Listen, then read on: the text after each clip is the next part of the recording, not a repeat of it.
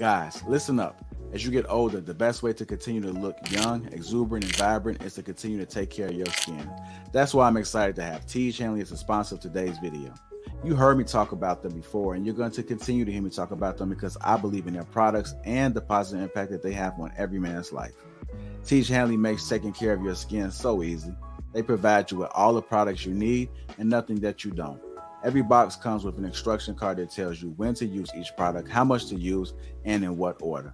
Lapeef family, I must admit, skincare wasn't always something I always focused on, but since I started using this system, I've seen improvements in the way my skin looks and feels. And you don't have to take my word for it. They have over 5,000 5-star reviews on their website from satisfied customers from around the world.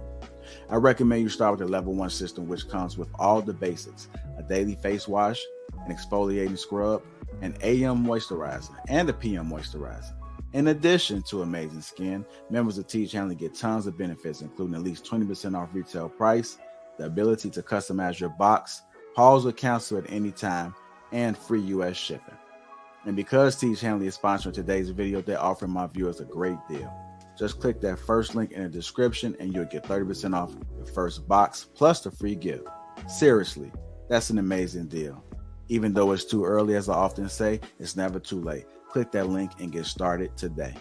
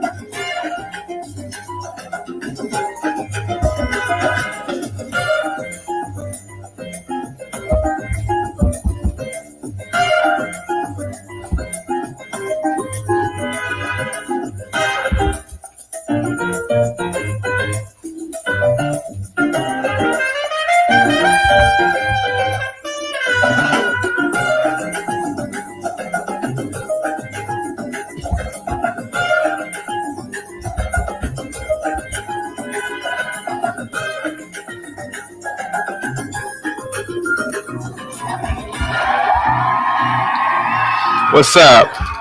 What's up, guys? How you guys doing? Salute to you all.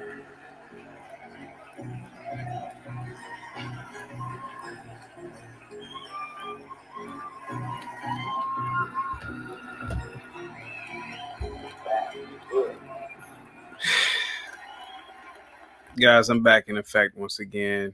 Salute to you all. Seven Still, what's up, man?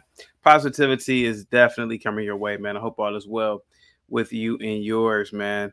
Positivity is definitely coming your way. Seven Still says CT for governor 100. Thank you so much, sir. Really appreciate that. Beak, what's going on? Beak, how you doing? Beak, thank you so much, man. Positivity is definitely coming your way. Beak, shout out to you, man. I'm so appreciative of all your support. I'm very appreciative of your membership, not just on my channel, but also on the Lapeef Network. Guys, for everybody that is here, please hit the like button. And girls, please hit the like button. Got a great show for today.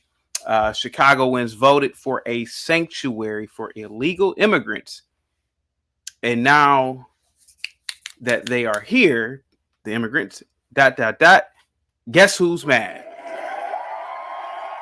Guess who is mad? Guess who's mad?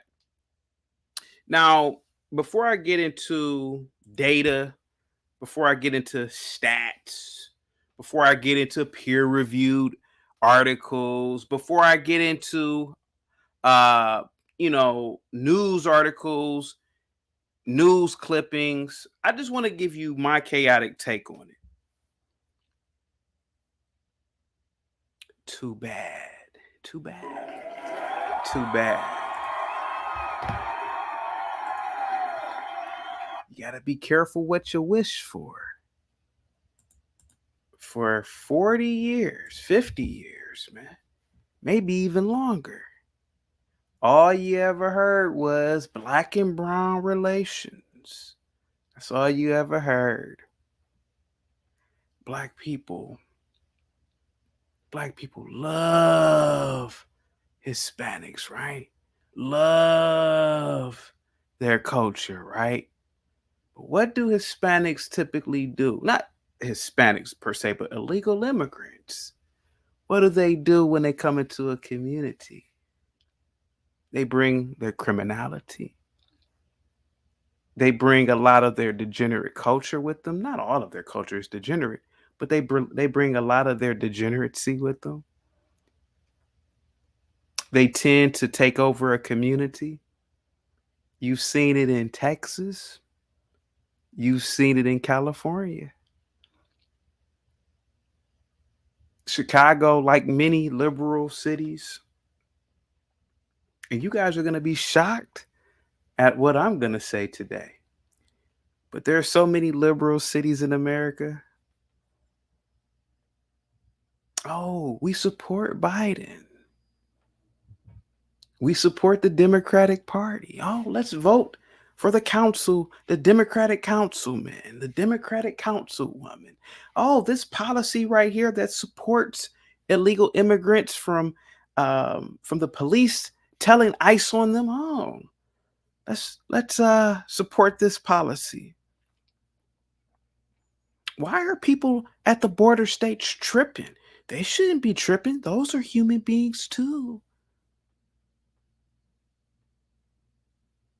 Look at what happened in Martha's Vineyard last year.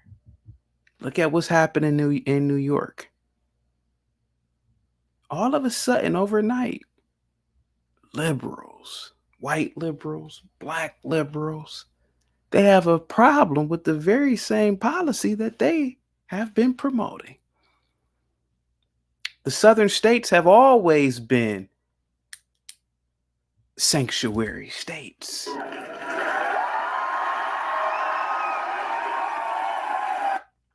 But look at the problem that a lot of immigrants cause. But the liberals sit back in their northern states, and for years, they were just so happy. They were looking down upon southern states or southern border states You guys should let them in. They're human beings too. Nah, open the border. Trump wants to build a wall? Hypocrisy. And now all of a sudden overnight,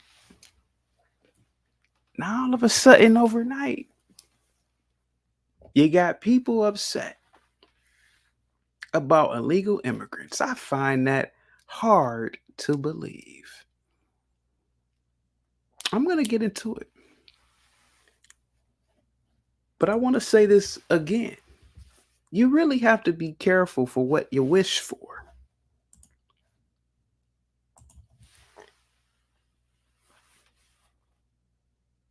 You should see these people in Chicago now. They're crying, oh, they gonna come in here and take over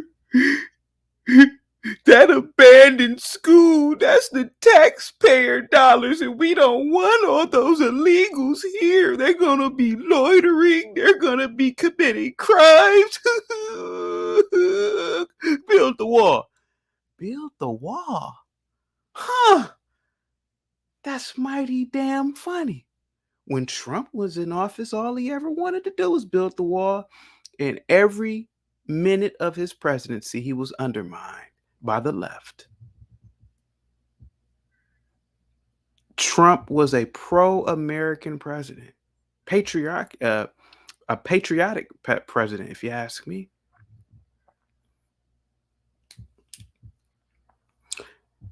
Now look at what you have. You have an open border president. Lori Lightfoot, who is out of office now, who is the president of Chicago. Just years ago, she was all in support. She was all in support of supporting the sanctuary continuation for Chicago. Now, even she's crying about all the illegals coming in. Oh. But that's what you get, though. That's what you get when you try to be nice to people. That's what you get when you open your arms to people. That's what you get when you don't go out there to vote. That's what you get when you don't go to hearings, like little local city hearings about policy on illegal immigration.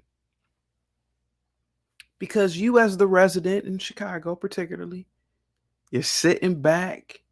You don't care about politics. You don't care about what's going on in your community.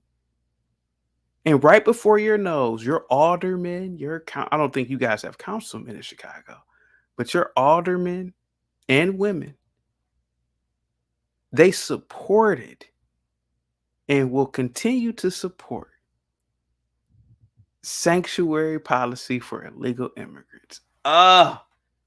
It's almost like poetic justice, if you ask me. So these illegal immigrants,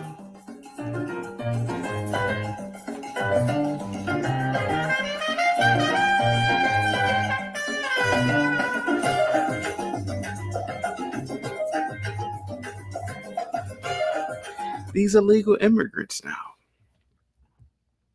who are fleeing their own country because their countries are a mess.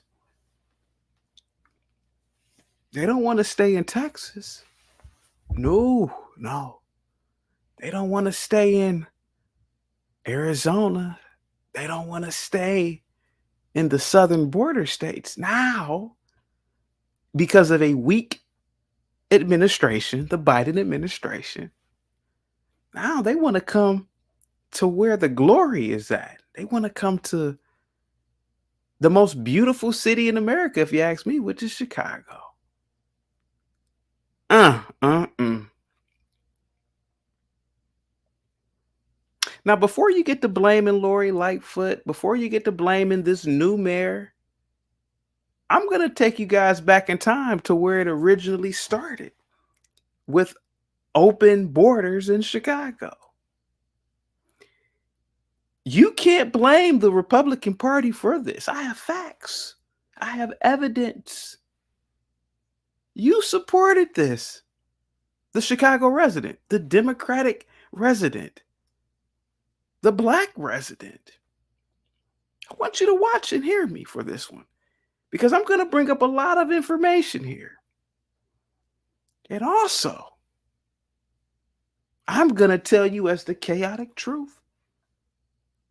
I support Governor Abbott. I support southern border governors hauling the illegals to Chicago. I hope they haul tens of thousands of them to Chicago. Because what this is going to do, it's going to force you as the American to finally take pride in your local elections. It's going to force you to finally take pride in your country. You have generations of Chicagoans who may be forced to leave their area. You should see a lot of these. I'm going to play the videos. Crying. These illegals. I don't want them in my city. Well, I thought you liked brown people. I thought it was black and brown relations. That's mighty damn funny. I thought you supported open borders. Oh, but you only support them when it's pertaining to keeping the illegals in the southern border states. See, when they get up north, see, that's when you have a problem. The residents at Martha's Vineyard had a problem too. This is absolutely funny.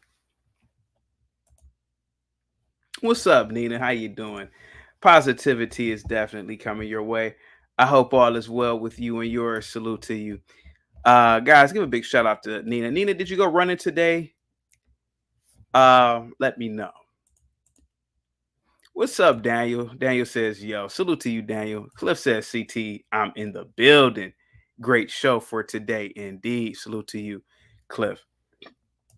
Beak says, ooh, they just wanted to virtue signal points for calling themselves sanctuary cities. Oh, yeah. Yeah. You ever had that friend growing up? We all had them.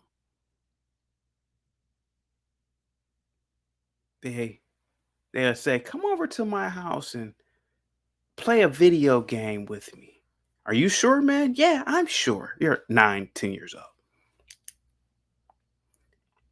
And you get to coming over once a week playing the game, twice a week.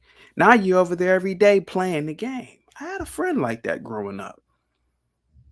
He had all the video game systems. And we used to go over there. He used to invite us over. And we used to go over a little bit too much.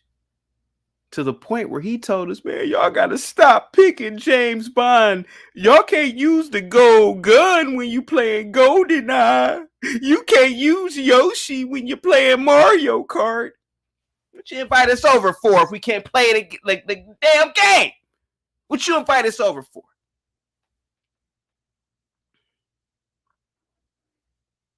That's what's happening. That's what's happening in Chicago. Let me see. Nita says, CT, I did drills this morning instead of a normal run. Meeting in India. Meeting in India? Are you what? Jordan, like the GOAT, says Yoshi is cheating. I don't know. I want to point out something real quick. Sanctuary cities. San Francisco, California. New York. Los Angeles. Number 4 is Chicago. 5 is Seattle. 6 is Denver, Colorado. 7 is Austin, Texas. 8 is Portland. 9 is Philadelphia. 10 is Minneapolis. San Francisco. What's one of the number 1 or number 2 problems with San Francisco? Mass homelessness, mass crimes, petty thefts. And now you have illegals there. Another added problem. Northern states, for the most part, never had to deal with a lot of these issues. But imagine a criminal in one of these South American countries, and all they got to do is go to a sanctuary state. Hey, man, I get pulled over. You can't report me to ICE. No. You can't tell on me. That's against the law, officer. And that person could be a criminal from Mexico, El Salvador, Guatemala. It doesn't matter. And a lot of these residents in Chicago, they already have to deal with criminality. Now they got to deal with illegal immigrants and their criminality. My God. My God.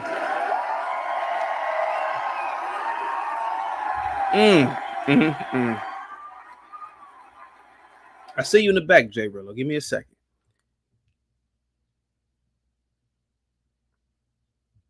So now, the residents there, you should see this. The irony of this. The irony. See a sea of Negroes. As far as the eye can see. They got signs there at these oversight meetings and council meetings. The signs say, build the wall. Wow, that is quite damn funny. Build the wall? Well, that's what Republicans were trying to do years ago. Build the wall. They're using the same moniker that Trump used. Timekeeper says, Black people need to stop trying to be moral towards people who are immoral and amoral towards us. Oh, hey, man.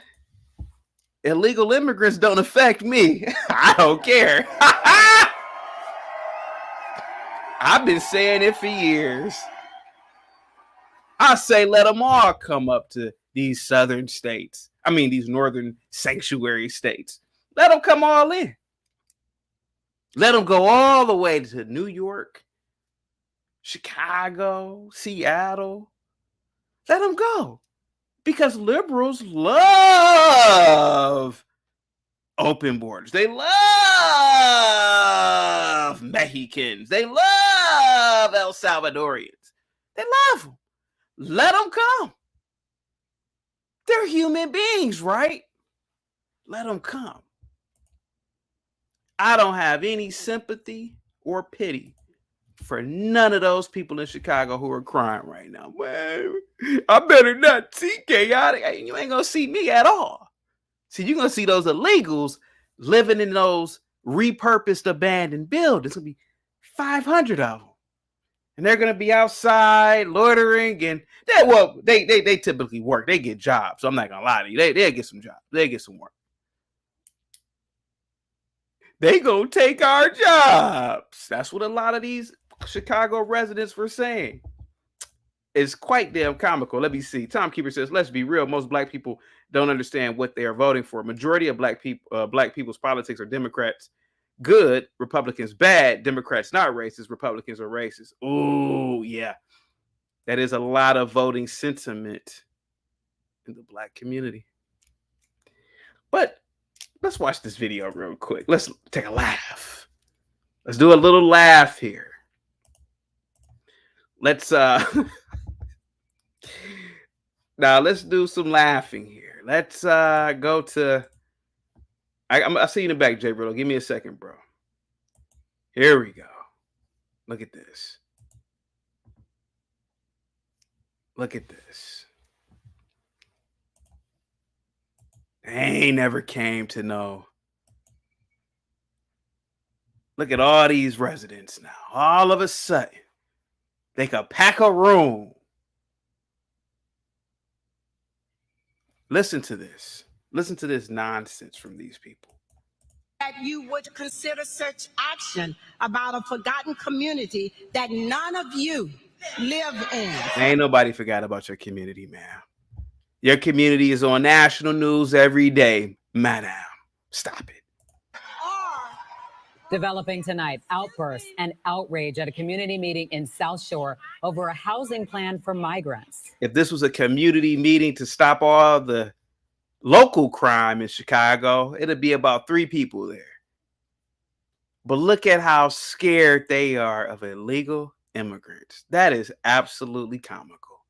But this is what you wanted. This is what you voted in. I'm going to get into this in a minute. I'm going to give you the backstory of why Chicago is a sanctuary city. Let's keep playing the video. The debate comes as the city deals with the crisis of where to put migrants bussed in from the border. Elizabeth Matthews is live now with more. Elizabeth.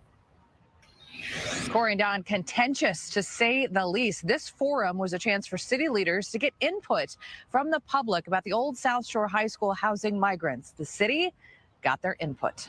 Now, this high school, I've never been to Chicago, but I'm almost willing to bet that this high school was abandoned for years. Abandoned for years. But now that the city is going to implement policy, sanctuary policy, all of a sudden now the local residents are in an uproar. They never used that building for anything. It was probably squatters there. But let's play the video.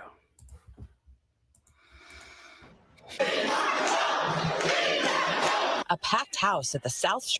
You see somebody in the back? Now, check this out. Now, you see the person in the back? It says, build that wall. Do you see it? I bet all these residents would love to have Trump in office now. Nina says, true, CT. This high school was already closed and they couldn't vote. Agree on how to use it for years. Exactly. Isn't that crazy? But now it's going to be up to good use now because the illegals are coming there. Let's keep watching. Shore International College Prep High School, the crowd voicing their opinion, strongly opposing the addition of migrants in their community. I am just outraged. I'm outraged, and I don't understand why our community was chosen. City representatives saying the old South Shore High School would not be a shelter, but one of 3 respite centers for the migrants to temporarily sleep, eat, and take a shower, starting with about 250 people taking up the building's first floor. This is a way for the city to get the current 300 migrants out of the police stations. Questions were asked, but answers hard to hear, interrupted by the upset crowd. Before the meeting, a small protest of South Shore neighbors demanding the energy put into the migrant issue be put into their neighborhoods. It is a slap in the face that we as citizens of the United States of America do not have the resources and support, but you're going to bring people who are not citizens here in our community, in our buildings that we pay taxes for, that you took away from us. No, ma'am. Stop, ma'am. You guys had choices. In 2020, you had a choice. Even after, ma'am, you could have done something with that building. Don't make excuses now. Let those immigrants come on in here now. Let them come on in. Stop being reactionary. Beak says a conservative is a liberal who's been mugged. I agree with that. Now look at this woman. She could have done. Give me a second. Let me make this smaller. Now look at this woman. Now she got her big hoop African earrings on. She's loud. I don't know who this woman is. She might be a good woman.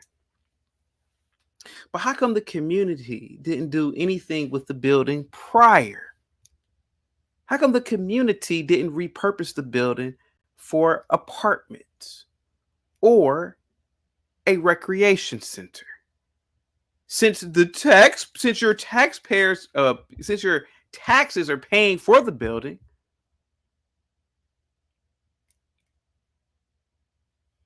you got to be careful for what you wish for. But let me keep on playing it.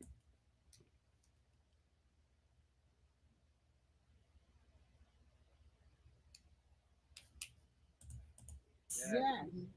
That is completely unacceptable. We are in a humanitarian crisis right now. No, you're not. You're not in a humanitarian crisis.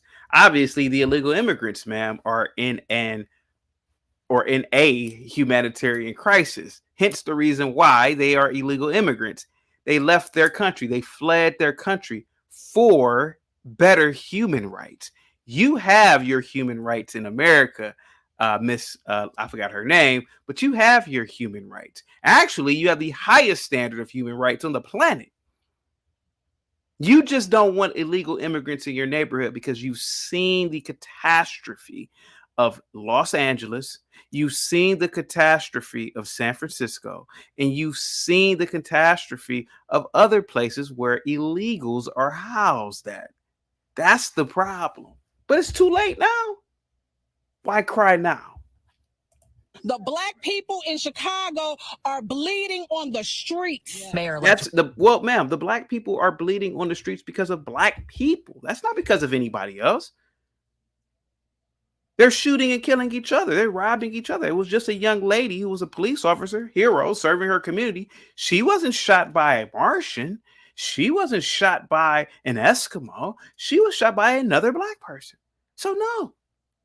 You can, what we used to say back in the day, miss me with the excuses. Mayor-elect Brandon Johnson had this to say about the migrant crisis. We have a responsibility to make sure that families who are seeking love and support. Listen to him. Listen to this newly minted mayor who just took office 2 days ago. This is a continuing cycle of Democratic mayors, Black mayors specifically, who are proponents, who support sanctuary cities, i.e. Chicago. Listen to them. Here in the city of Chicago and throughout the state of Illinois, that they are not just welcome, but they are serviced. They are serviced.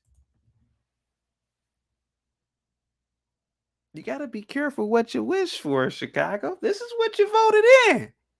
You voted in these people. You voted in the alderman. You voted in the mayor. You voted in these people. The mayor appoints the police chief. The governor appoints the DAs, if I'm not mistaken. You voted in all of this. Don't get to crying now, Chicago. Please don't get to crying now.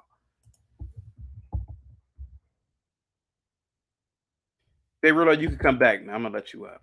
I'm going to let you up, bro.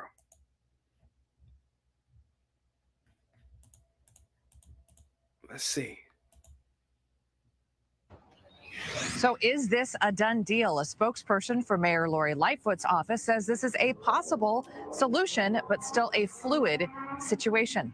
Reporting live tonight, Elizabeth Matthews, Fox 32, Chicago. Uh-oh. I love it. I love it. I love every moment of it. I used to care. But now I'm just a dude sitting back, eating popcorn and watching the fire burn. Everything in sight.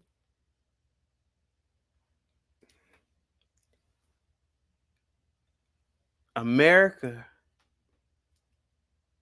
on the surface now, looks like it's collapsing.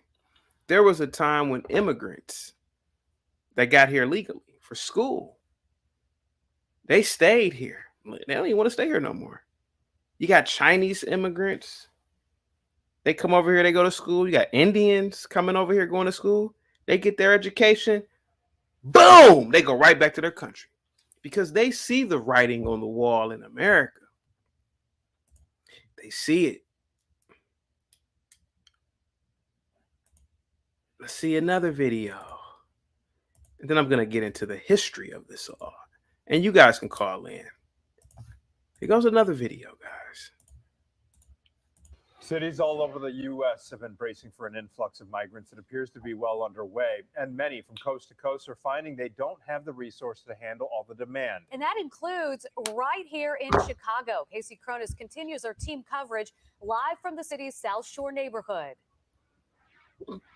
Natalie and Anthony, South Shore neighbors are pushing back against the city's plan to house several hundred migrants at the former and now vacant South Shore High School. They tell us they have now filed a lawsuit against the city in an attempt to halt that plan. Located at 76th and Constance, the city is eyeing the building for another migrant respite site. This as officials have run out of room to house migrant families, many who are still sleeping on the floors of local police stations. If their plan goes through, the school would become a site where migrants could temporarily sleep, eat, and shower. But many residents aren't happy about it and made that clear during a meeting last week. And in about 30 minutes, they'll once again gather at the school to protest the city's plans. Looking at the numbers coming out of City Hall and the state of Illinois, upwards of $150 million roughly for 6 months. You hear that? $150 million. Woo! $150 million to provide services for illegals.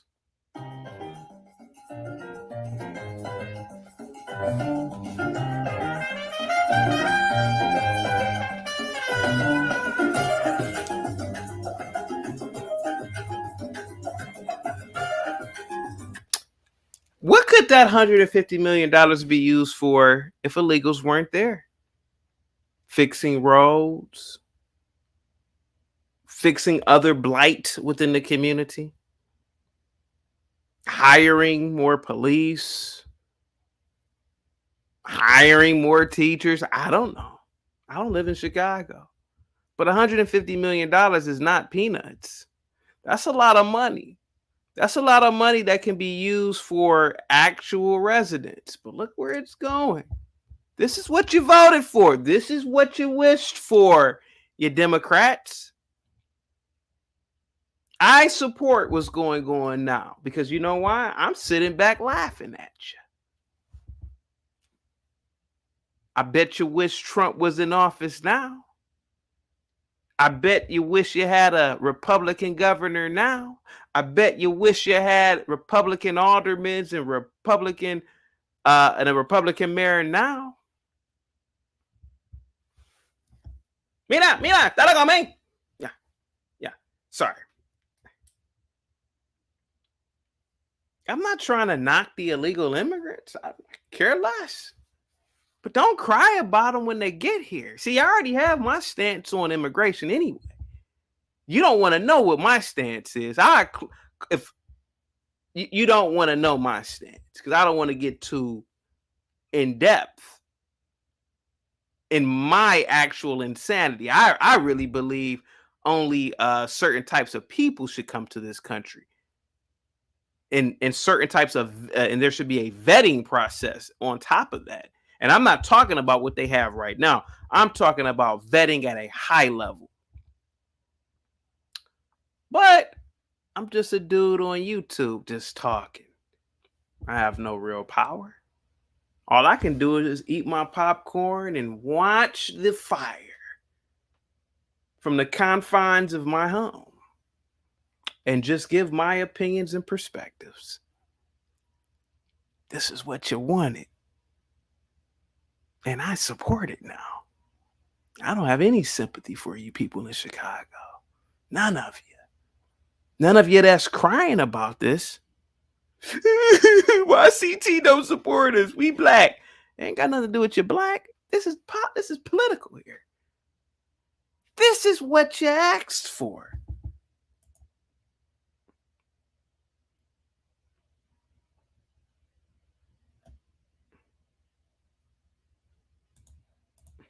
We believe that though that 150 million would have been in some way eligible to come into our communities to help our crime problems, help with our economic problems. It could have. Imagine $150 million spent on hiring EMS. Imagine $150 million spent on improving hospitals in Chicago.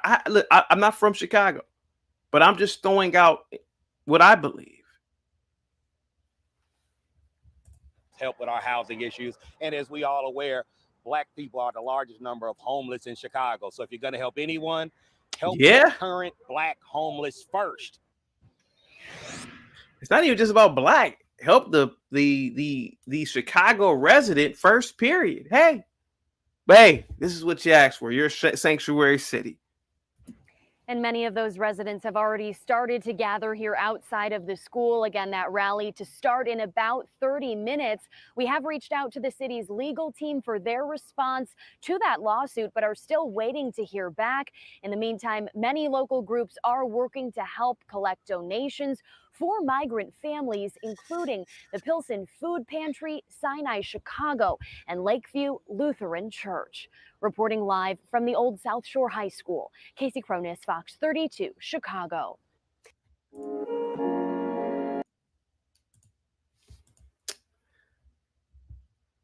Let me see here.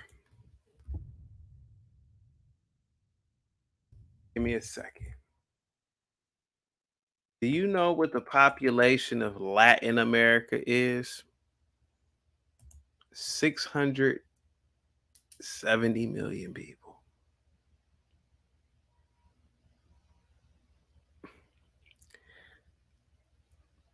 A lot of these states in America don't stand a chance. So what do you mean stand a chance, chaotic? Well, I'll tell you. Most illegals come from Latin America. There are no Japanese illegals, put it that way. These people, I'm not saying they're all bad. Of course not. But they're from third world conditions. There is a level of criminality that exists in Latin America. There is a level of criminality that will come into the States.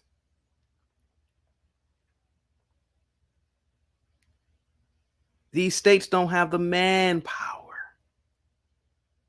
to combat a lot of issues. You get 200 illegals, hey man, you would get 1,000. Hey, then you get 10,000. You get 50,000. You get 1 million. Right now, I believe the current total of illegals in the country is 15 million. It's probably, I would even argue it's more than that.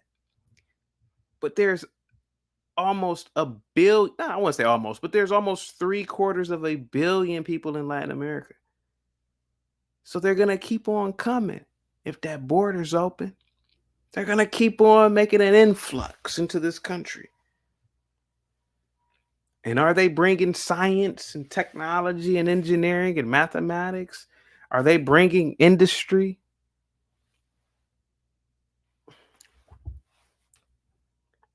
They're not. They're not. They're bringing whatever country they came from with them.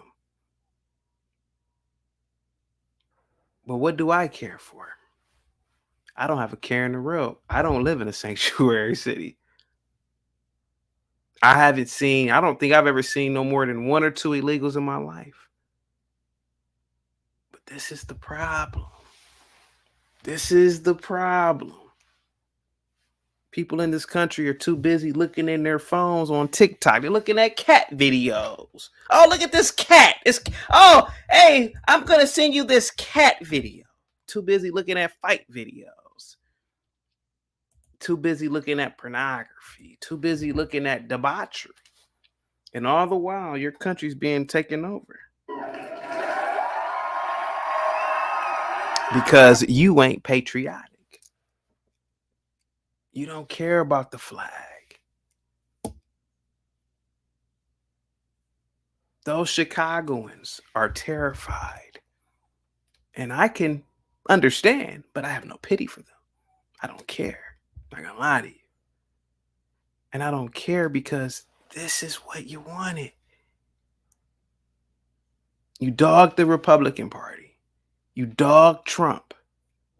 And the irony is that you saw Trump signs or the Trump terminology on those signs in those meetings. Build the wall. Why can't y'all just build the wall? Build it, motherfucker.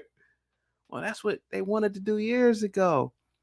But remember, you guys said black and brown relations. Remember, you guys said we all human beings. Remember that? Where is that sentiment at now? You MFer? Where is it now?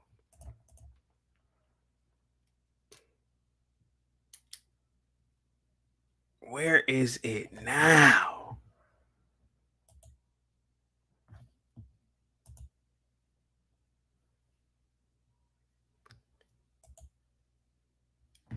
You don't vote.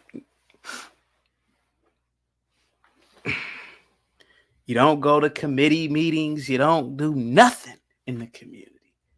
You may pass out a turkey every year, but most of the times, people at those council meetings are old people, 80 years old. They ain't fixed that pothole in 5 years. Okay, you got 2 minutes, Mr. Brown, and I've been a community member for 75 years. See, you get some old people at those community meetings, but where are the young people at? You don't care. You don't. You don't care. Let me read something to you real quick. I showed you the videos. I'm just going to. All right. Black Chicago residents infuriated over migrant surge. Enough! South Side residents protest plan to house illegal immigrants in abandoned high school. Chicago residents are taking legal action. See, all of a sudden,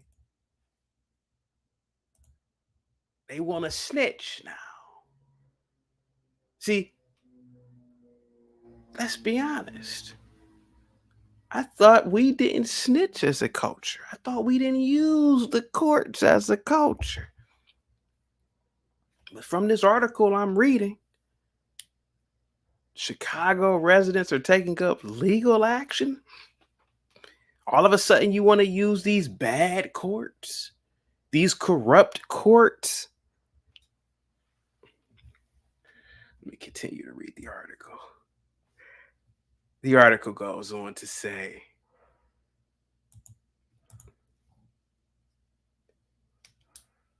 Chicago residents have taken up legal action against the city over its proposal to house migrants at a vacant high school, citing concerns surrounding transparency and its potential impact on public safety. Transparency?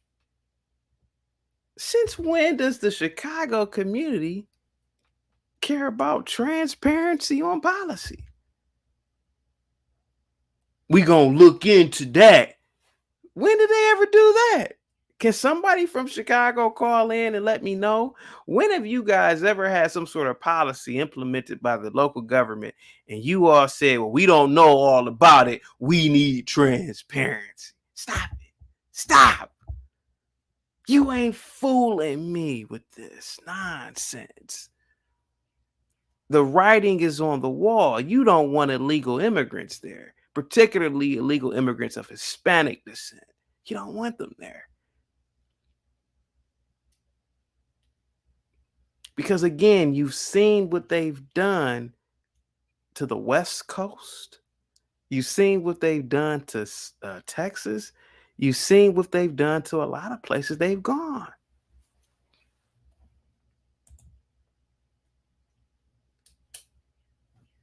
Let me continue to read this. South Shore resident J. Darnell Jones,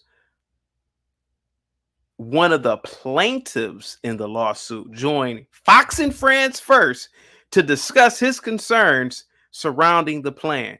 The information that I spoke about was based on factual data that suggests there is an adverse impact on mass immigration on Black communities.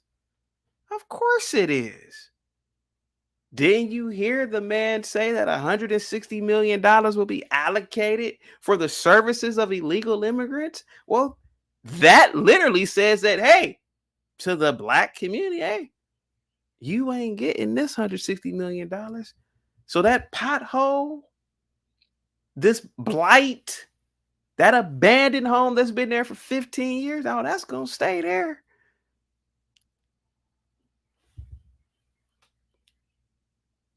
Because you never fought for it. In public concern, please.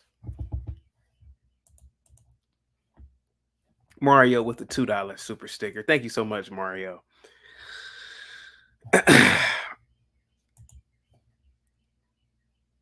The information that I spoke about was based on factual data that suggests there is an adverse impact to mass immigration on Black communities, Jones told Ashley Stromer on Tuesday.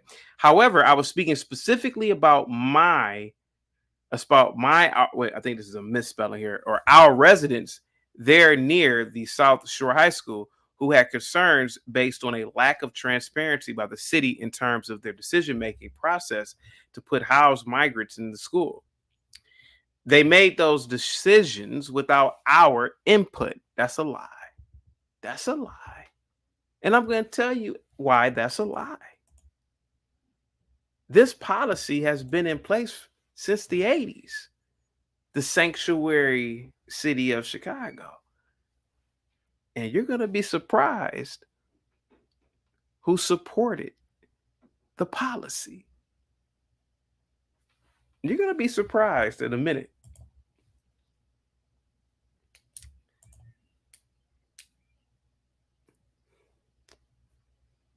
Why would any leader put our Black communities already riddled with crime at further risk by placing unvetted, non-taxpayer steps away from our seniors, our children, and our homes we've worked so hard to own and secure, Jones said during the protest.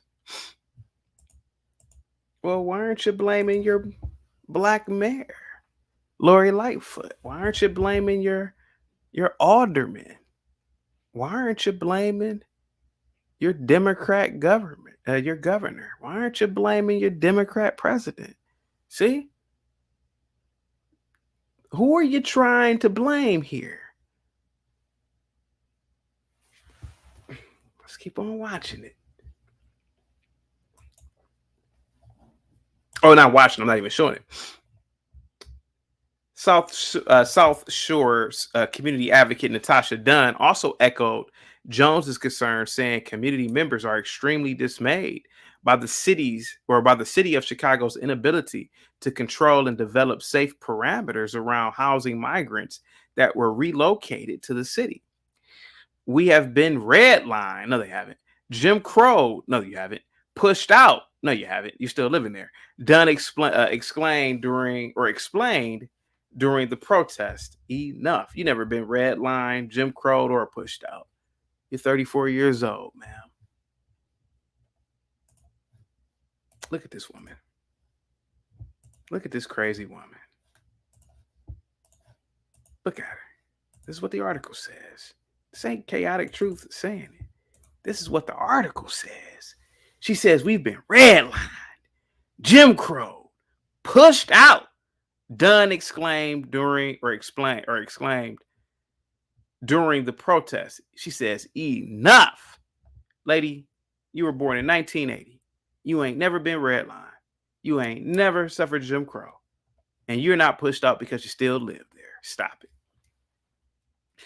She said, the article goes on to say, if the plan proceeds, the city will likely house hundreds of migrants at the South Shore High School, where individuals will have access to food, shelter, and showers. So what? The city hasn't done anything to address the situation, Craig Carrington, alumnus of the high school, said on Tuesday. As states endure a surge of migrants at the southern border, some officials, like Texas Governor Greg Abbott, have resorted to busing the illegal immigrants to sanctuary cities like Chicago. So what? Greg Abbott has to deal with illegals on a daily basis statewide in Texas. So what? Texas has had to deal with illegals for what, 100+ years. So what? Why even? And a lot of people in Chicago, just like that stupid mayor in New York, Eric Adams, why blame anything on on Greg Abbott? I thought this was America, right? I thought you guys were sanctuary cities. New York, you can't possibly be low on resources. You're one of the wealthiest cities in the on the planet. How can you be low on resources? Huh? You certainly can house thousands upon thousands of illegal immigrants because hell, you're a sanctuary city, right? Let's keep on watching. I see you the back his ghetto point of view. Give me a second. Hang tight, bro. Former Mayor Lori Lightfoot issued an emergency declaration last week following the arrival of just 48 migrants. I want you guys to pay attention to that. 48 migrants in Beetlejuice, Lori Lightfoot, excuse me. She issued an emergency declaration. Well, Greg Abbott has 48 migrants or immigrants crossing the border a minute, probably more than that. Oh, you got 48 migrants in Chicago. Oh. But I thought Lori Lightfoot was a proponent of illegals. RW says, this is beautiful. The Democrats use the African-American community to get into the White House, then dump immigrants on y'all. Whoo! Ain't that the truth, RW? Ain't it the truth? And niggas, black people. They sing, they march. They say, they human like us. They're human beings. They're illegals are like us. Okay, well, they are. All people on the planet are humans. But there is a process to get into this country. There's policy and procedure. But certain communities, a certain side of the aisle, Democrat, they advocate. They advocate for the most debaucherous things, for the most unpatriotic things. And then when these things come back to bite them in the ass, why this be happening? Why this happen? Well, it happened because 30 years ago, 40 years ago, you voted for it. 3 years ago, you voted for an administration that is more concerned with what is a woman than closing the goddamn borders.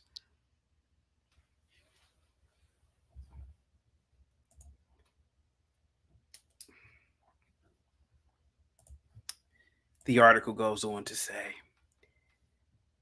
I'm going to read it again. Former Mayor Lori Lightfoot issued an emergency declaration last week following the arrival of 48 migrants, according to a press release, which states that the city and state had provided emergency care for over 8,000 migrants since August of 2022. So what? Jones reiterated the broader need for city resources like policing, arguing it is a slap in the face for migrants to receive access to those resources at taxpayers' expense. Yeah, Jones. Now, Jones is a kid who just graduated from the high school, right? Now, wait a minute. Let me see. Hold on for a second. Who is Jones again? I'm missing the article. Wait a minute. Because I don't want to be off on this one. Give me a second. Wait a minute. Oh, yeah. South Shore resident Darnell Jones. Now, let's assume Darnell Jones is 24 years old, 25. Well, Darnell, you have to thank your grandparents because Your grandparents voted this nonsense in as well. You will see it in a minute. It's safety and transparency, Jones said. We've had a problem with police response in our neighborhood in the past. So to bring someone in and say that they are going to have police presence for 24 hours a day does a couple of things. First of all, it's a slap in the face for those of us who have not had police presence when we needed it. Secondly, it provides a resource to someone who does not pay taxes in our community when we have starved, when we are, or when we, when we have been starved of those resources ourselves, he continued. So those primary concerns, however, to offer us a plan of safety within the building in the facility where the migrants will be, but not a plan of safety outside in our community where they will be most of the time is problematic. Give me a second.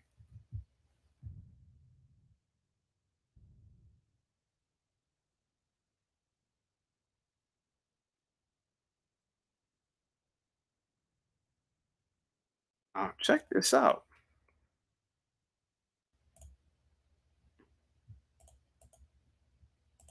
The illegals are getting police resources. They're getting other resources from the city. While the resident, that was a resident, they get nothing or limited resources. It's not ironic.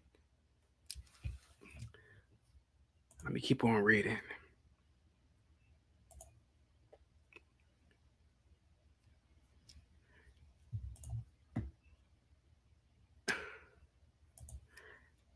Doyle says Texas wasn't tripping. It was just so many that they had to be moved to other states. Other than that, nobody deserves to be in the condition that made them come to the states. I want you guys to look at something real quick because I did my research. See, this isn't anything new.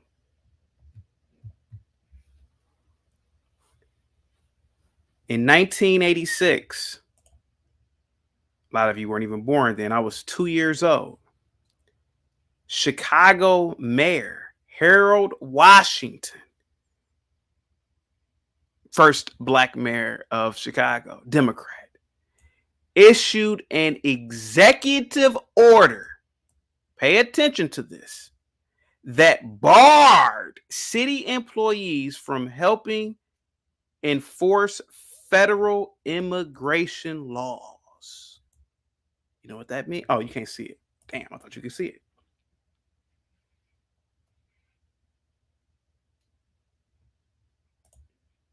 Check this out. 1986.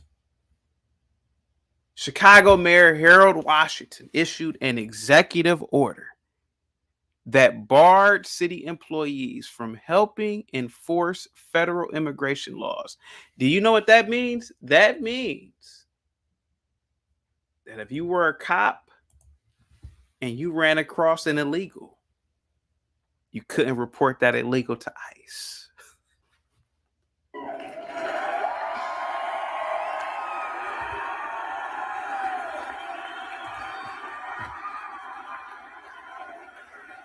That's what that means. The city council buttressed that with an ordinance in 2006. And the next year, the Cook County Board passed a similar resolution that governed county employees. During the summer of 2008, Mojica and other activists from Our Lady of Guadalupe Anglican Catholic Mission brought 59 complaints against the Chicago Police Department. The complaints allege the police were tipping off ICE agents when they arrested illegal immigrants in violation of the city sanctuary ordinance. So some cops were breaking the law. But a group in Chicago, a missionary group, said, that's against the law. Mira. That's against the law, mira. That's against the law. You can't contact ICE if you run across an illegal. You can't do that. That's against the law. So you had groups protecting illegal immigrants, even though the Chicago Police Department, some members said, "I forget that, man. We're going to arrest these illegals. We're going to go against this ordinance." I feel bad for Chicago, man. Let me bring up his ghetto point of view real quick. Let me continue to read this. After a hearing before the City Council Human Relations Committee, Superintendent Jody Weiss vowed to fire any officers. Let me read this again. After a hearing before the City Council Human Relations Committee, Police Superintendent Jody Weiss vowed to fire any officer who violated the ordinance. So imagine you're a police officer.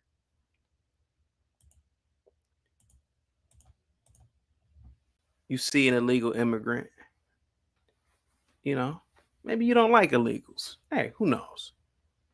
And you say, "Hey, man, I'm about to get one of my cousins to call ICE on this dude. Hey, cousin, you know, I can't really drop a dime on this illegal. I can't really contact ICE as a cop, but the guy's name is such and such, such and such. And if you got caught doing that, in fact, if it got back to the Chicago Police Department that you did that, hey, we got word that your cousin called ICE on an illegal. You're fired." So now the cops in Chicago, they're scared to lose their jobs. Being a Chicago police officer, man, hey, man, that's on the same par as being an NYPD police officer, man. That's, you know, you guys are in movies. You guys are known nationally. Very well-known group. Prestigious police job. You got pensions. You got a good salary. It's dangerous, but you're still a Chicago cop. So now the police, they ain't, hey, man, you illegal? Shit, you can do what you want to do.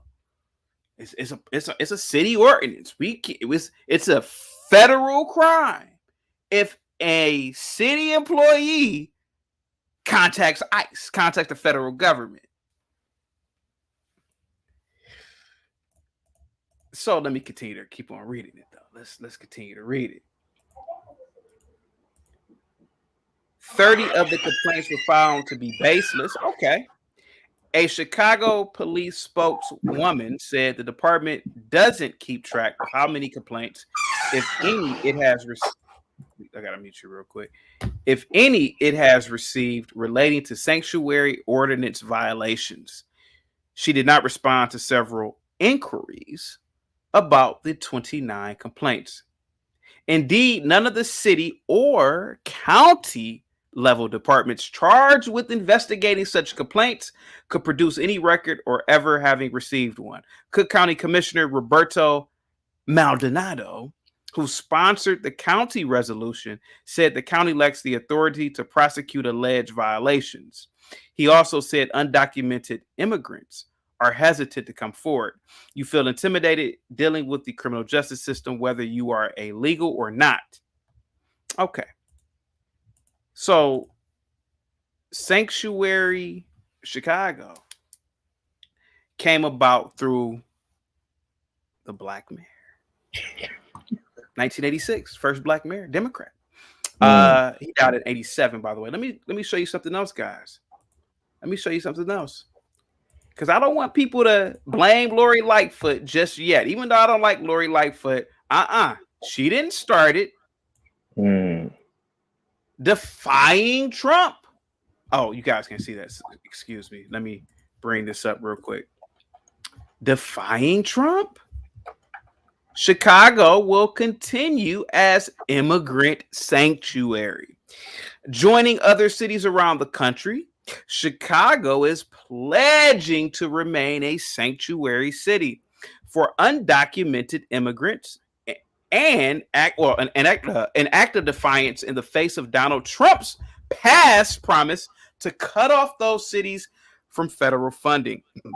In sanctuary cities, local law enforcement officials aren't or are not required to alert U.S. Immigration and Customs, ICE, authorities about the immigration status of individuals with whom they can come in contact. On Monday, Chicago's elected officials, including Mayor Emanuel, this was years ago, before Lori Lightfoot, are expected to hold a news conference to formally discuss how the city will retain its sanctuary status.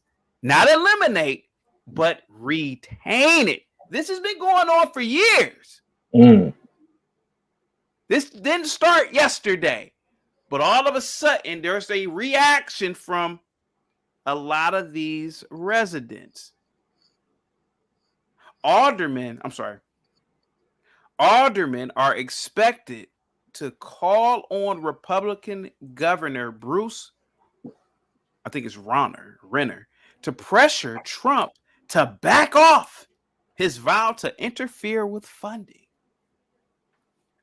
I don't know if you guys know what an alderman is, but an alderman is the equivalent of a councilman in most cities. Now, who votes in the alderman? It's the people.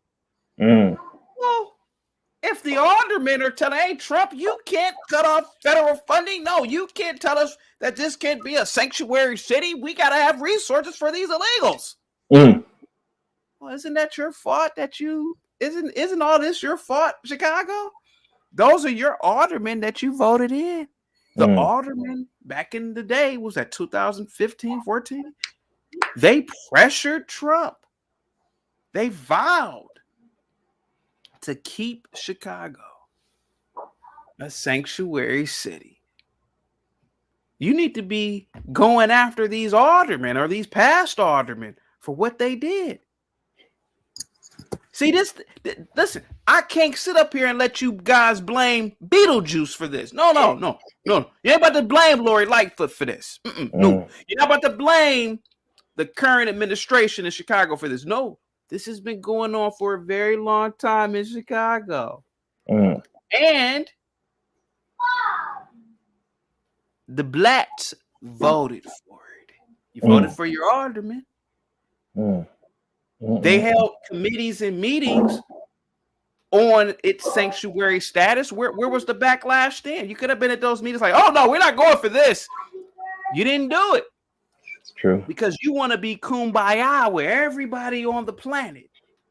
So I say, man, Governor Abbott, if you're listening, man, bust in 1,000 of these people to Chicago. Because that's what they wanted.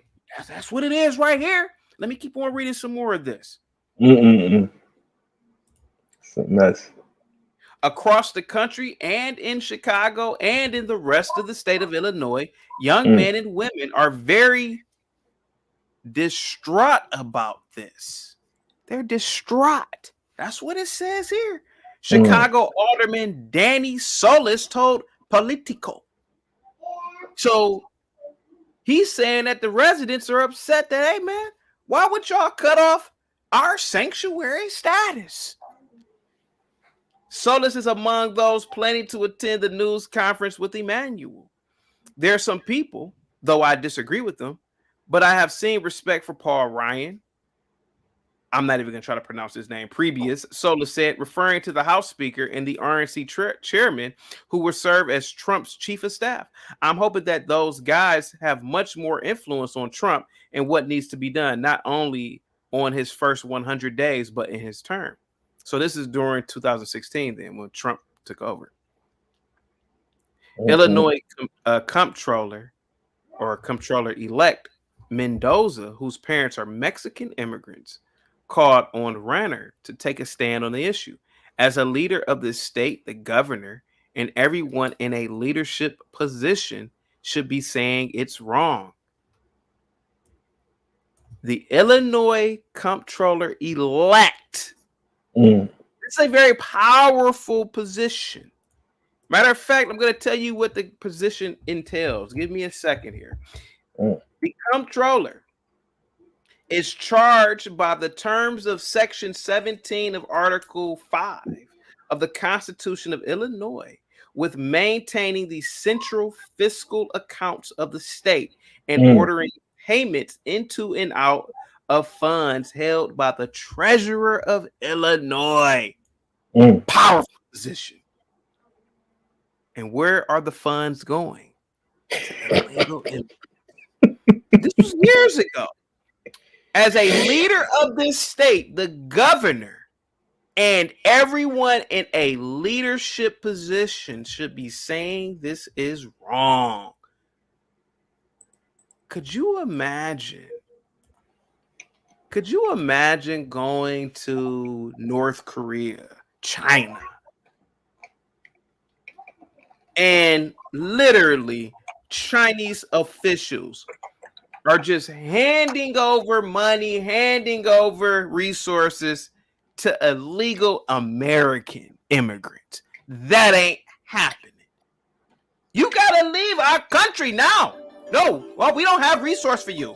We don't have resource for Americans. It's crazy. And not only going into China and getting resources and benefiting off the local economy or the local tax-paying economy, bringing your culture with you. Let's keep on talking about this real quick. Let's see here. Mendoza told Politico Illinois on Sunday, I would expect that the governor would say that's ridiculous. Besides moral bankruptcy is bad fiscal policy for the city or any city. Yeah, don't you think it is? You're throwing money away on resources to people who aren't even here legally. Let's see here. The move is largely motivated by elected officials who say they've heard from terrified residents, including so-called dreamers, children whose parents entered the country illegally, who fear imminent deportation. On Sunday, Emmanuel's office released a statement directing those with a question or in need of legal resources to call 311. Hey, illegals. If you got a problem with this, if you got a problem with Trump and him wanting to end funding for illegal immigrants, call 311. Where's your concern? These are politicians in Chicago. Hey, local residents in Chicago, call 311 if you have a problem with Trump trying to stop federal funding for illegals. It's crazy. Could you imagine in a country like this? Anywhere else? Let me see. Let's keep on reading. I want to assure all of our families that Chicago is and will remain a sanctuary city. This is Mayor Emanuel. He said this in a statement. Chicago has been a city of immigrants since it was founded. They came here legally, though. We have always welcomed people of all faiths and backgrounds, and while the administration will change, our values and our commitment to inclusion will not. Since Tuesday's election, other cities that have affirmed their commitment to remain sanctuaries are New York, Los Angeles, Seattle, Philadelphia, and San Francisco. All of these cities are currently burning right now with crime, with drugs. Yeah, we just waiting for Batman to pop out over here. Yeah. There are dozens of sanctuary cities in the United States, and more than 100 jurisdictions have policies on the books that limit compliance with U.S. immigration and custom enforcement. Meaning, hey, if you work for the city, if you can't call immigration on people, that's against the law. It's against the law. Let me see here. It goes on to say, in a 60 Minutes interview on Sunday, Trump vowed Now look at this. Trump vowed to deport 2 million to 3 million undocumented immigrants, but seemed to make a distinction between ones who had committed crimes and presumably beyond immigrating legally and ones who hadn't. What are we going to do, or what we are going to do, is get the people that are criminal and have criminal records, gang members, drug dealers, where a lot of these people, probably 2 million, it could have been 3 million. We are getting them out of our country, and we are going to incarcerate, he said, but we are getting them out of our country. They are here illegally. Thank you so much, Trump. After the border is secure and after everything gets normalized, we are going to make a determination on the people that they are talking about who are terrific people. They are terrific people, but we are going to make a determination at that. But before we make the determination, it's very important. We are going to secure our border. Come on. The immigration issue was central to Trump's candidacy, and it was framed by his pledge to build a wall along the U.S. border with Mexico. Now, the funny thing is, in that clip with those Chicago residents, you saw a lot of these Chicago residents now all of a sudden who probably hated Trump. They're in there with their build the wall banners. Build that wall. Well, that's what Trump wanted to do years ago. But Chicago largely voted for Biden, the ones who turned out. Let me see here. Real quick. I got another one. Yep. Let me see. Give me a second here.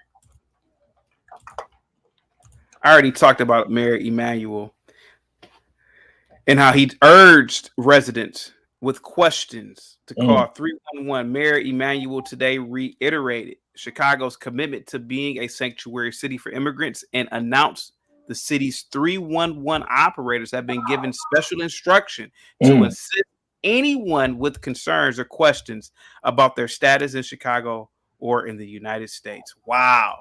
It's ugly. Sir, what say you, sir, about these Chicago residents crying about illegal immigrants? Sir? See, I'm torn with this one, being that I'm a New Yorker and we voted in some of that same nonsense out here, and we're currently, experiencing the dumpster fire, which is an insane migration system. We got protests going on all over the city right now in Brooklyn and Manhattan and the Bronx. It's a bunch of parents outside the schools protesting. It's some parents that didn't even take their kids to school today out here in the city because they're like, no, I'm not even having my kids around them. And they trying to get the kids excused absence. They trying to get the kids remote learning until they figure it out. And it's just becoming absolute chaos. But it's the stuff they voted in. Shout to Bill de Blasio. Parents don't want their kids around the illegal immigrant kids, which is so crazy because I guarantee you some of these same parents was the ones who voted in Bill de Blasio, who voted in Eric Adams. But to take it back to Chicago, I mean, it's literally the same thing. Like the same parents who are now outside the schools protesting voted in these mayors, voted in these council people, voted in these aldermen, and now they're complaining, saying, "Oh no, when so many people preached." Hey, you really don't want to have an open borders policy like this. No, what do you mean? We have to have open arms and let people in. And how dare you? You were an immigrant too, and your people came. Like these constant same arguments they throw at you over and over until now, as they say, the chickens come home to roost, and they don't want to see what happens. When that happens, when that occurs. So now we got all these protests and we shall not be moves happening. And Eric Adams has declared at least 25 schools out here in the city the gymnasiums will be housing the children so far. And he's reopening the Roosevelt Hotel, which is like huge, beautiful real estate, like in Midtown Manhattan. And he's opening up 175 of the rooms to migrants. And it's crazy. You're talking about rooms that would go for like $1,000, $2,000 a night normally, for people to, it's a very well-to-do hotel out here in the city, and it hasn't been open since before the pandemic. And now they're reopening it, but making it a place for sanctuary, which it's crazy. For people coming in, I want to, and thank you so much. He's got a point of view. Yeah. for people coming in, I want you guys to take note on something. And I said this about an hour ago, but I'm going to say it to the people who are coming in. I want you to know something real quick. Chicago's new progressive mayor, Brandon Johnson. He said this in a speech. Now, mind you, the residents are complaining now about illegal immigration.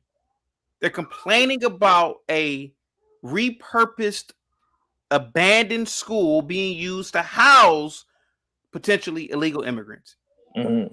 This is what the new mayor said 2 days ago or a day ago at his swearing-in speech. The Windy City has enough room for migrants surging across the border.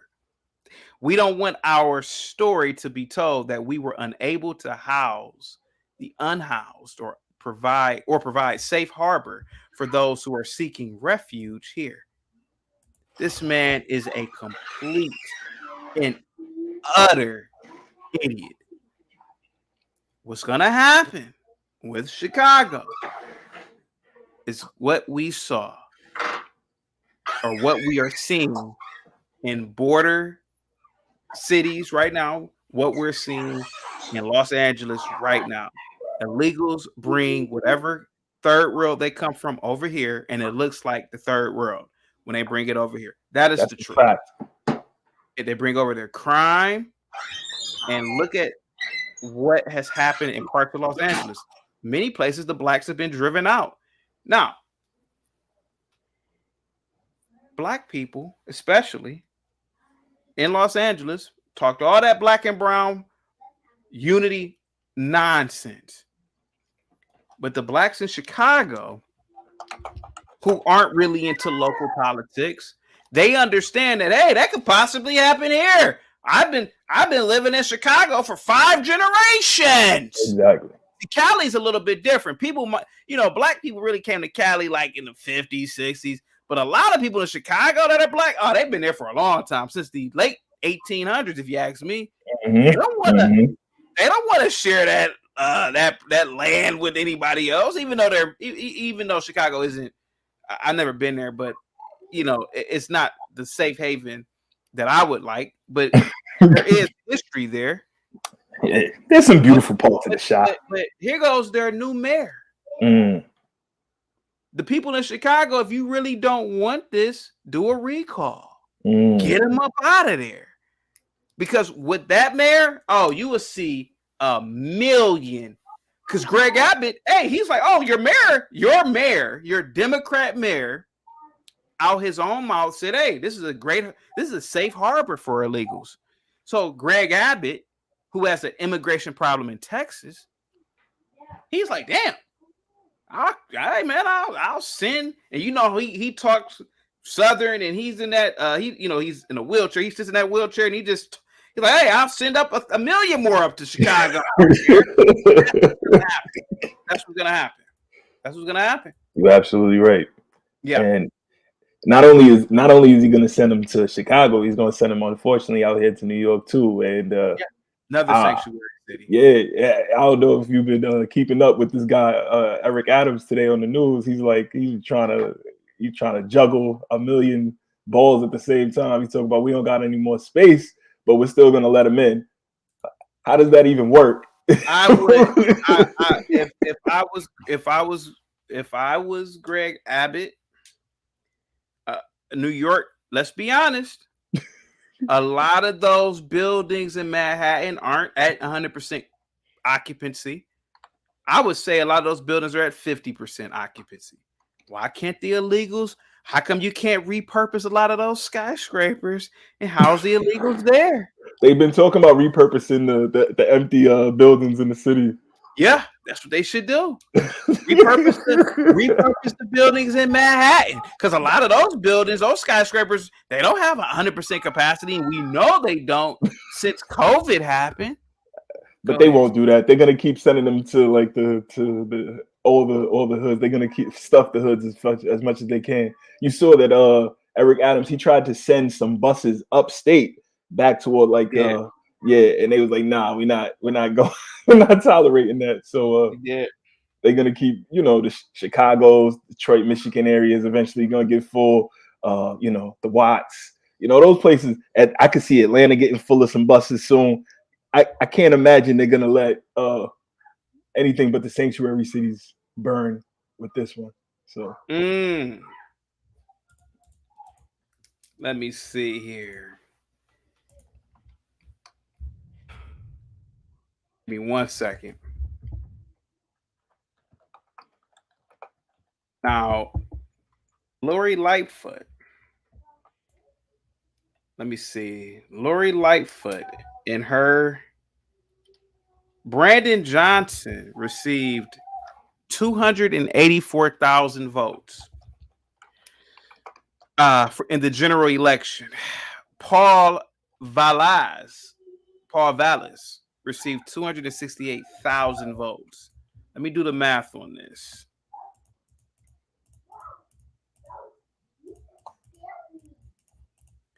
So we're talking about 500,000 people voted in the general election. Chicago has a population of 2 million people. I don't know if anybody knows that. We know all of these people aren't voting age. A Republican needs to run in the next election. And those 500,000 people need to vote for that Republican. They're gonna. I definitely see a point where they're gonna have no choice but to vote Republican. Yeah. Begrudgingly, but they're gonna do it. They need to vote for a Republican. Because obviously people in Chicago are getting out to vote. I mean, that's 500,000 people. And let's assume that the voting age is what I think Chicago has 2 million people. Let's say the voting age is 1.5. So 500,000, 1.5. What is that? Let me do some quick math real quick. What's that? 50% maybe? 1.5. Let me see. 150. That's 300,000. 30%. So a third of the population is voting. So why not? Because what you've done is that did you know that the first black mayor introduced the whole sanctuary aspect? I mean, it doesn't surprise me.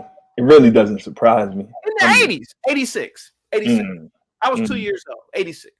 And now this current mayor, Brandon Johnson, he wants illegals. Come on in, illegals. Come on.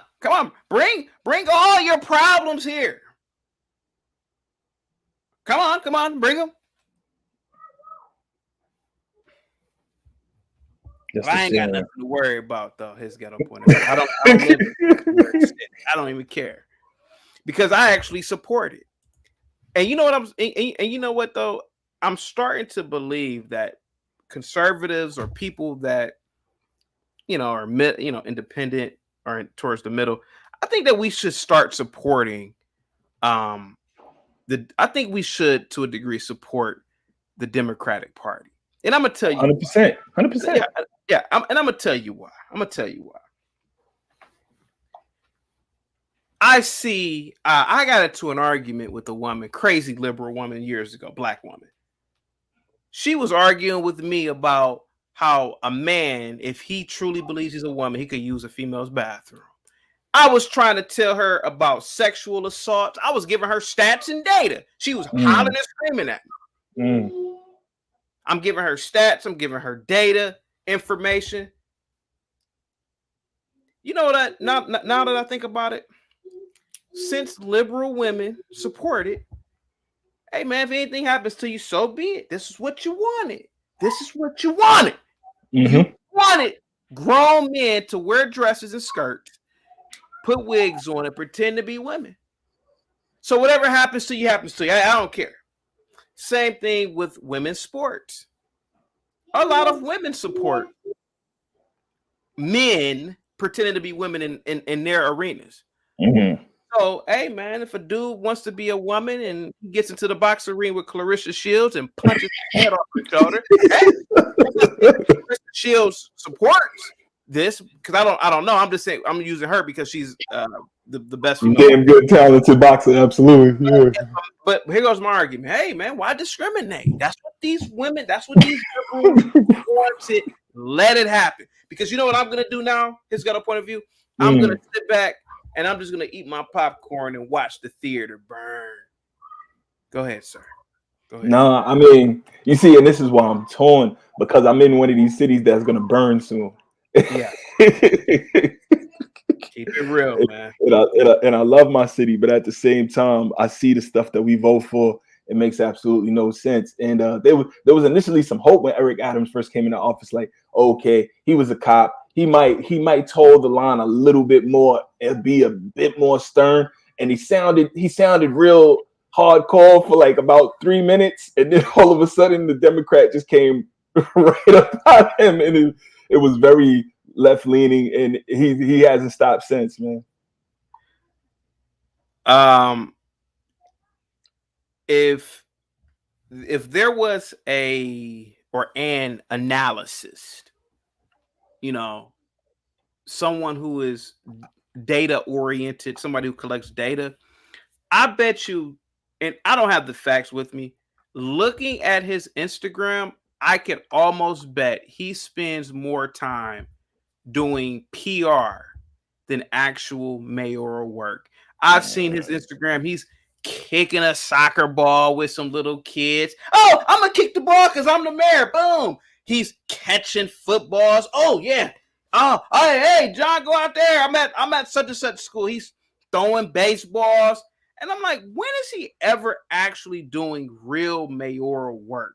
When is he doing any work? And I'm almost willing to bet that he spends more time doing PR, publicity work, and getting, or like he's getting prepared for his re-election by always being in the public rather than being in City Hall getting things done. That's the problem, man. But I'm just some dude on YouTube.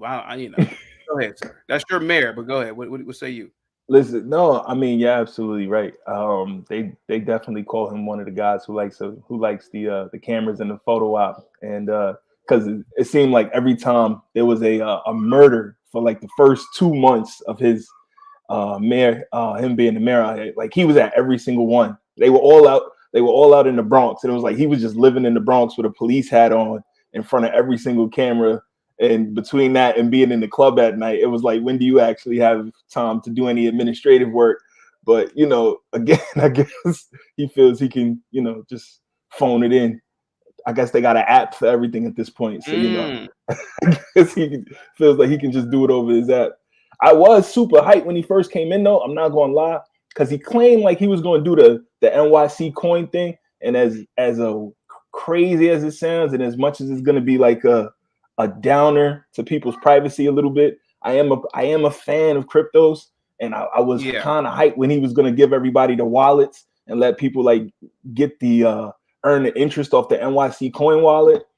But I don't know what happened with that. Like all that NYC coin money just kind of disappeared. Like nobody got wallets. Nobody's been really administered anything. Yeah, like the same time Miami came out with a coin, NYC came out with a coin. And like it's the Twitter page up and all that. You can go look at it, but it's like there's no way for people to really access the coin unless you're like have your own node and you processing coins yourself. It's really ridiculous. But the rich getting rich out here in New York, so nothing much has changed. Speaking of Clarissa Shields, this is what Clarissa Shields said. I'm not against transgenders at all, but this is pure BS.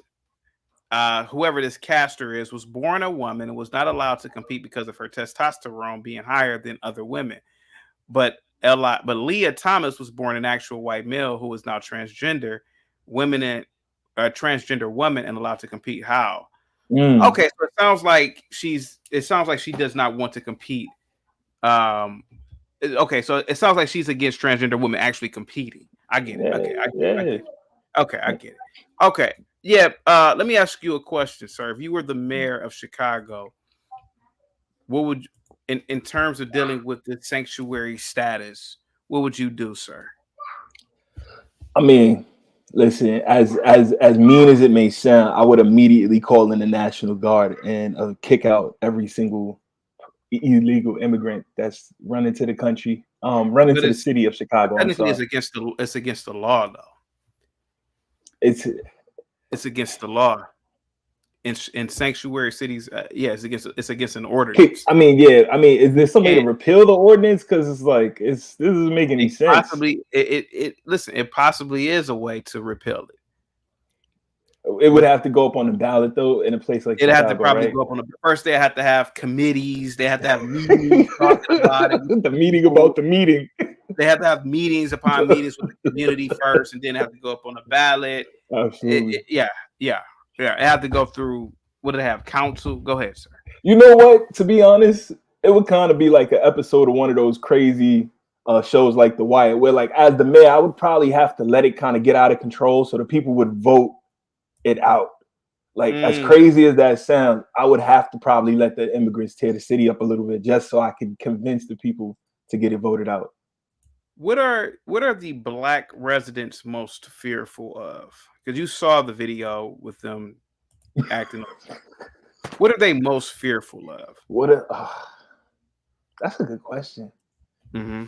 That's a very good question. What are black residents most? You know what I would say? Black residents, not all, of course. You can't, not all, but a lot of them would probably be fearful if the banks got tore up and they couldn't get to their money.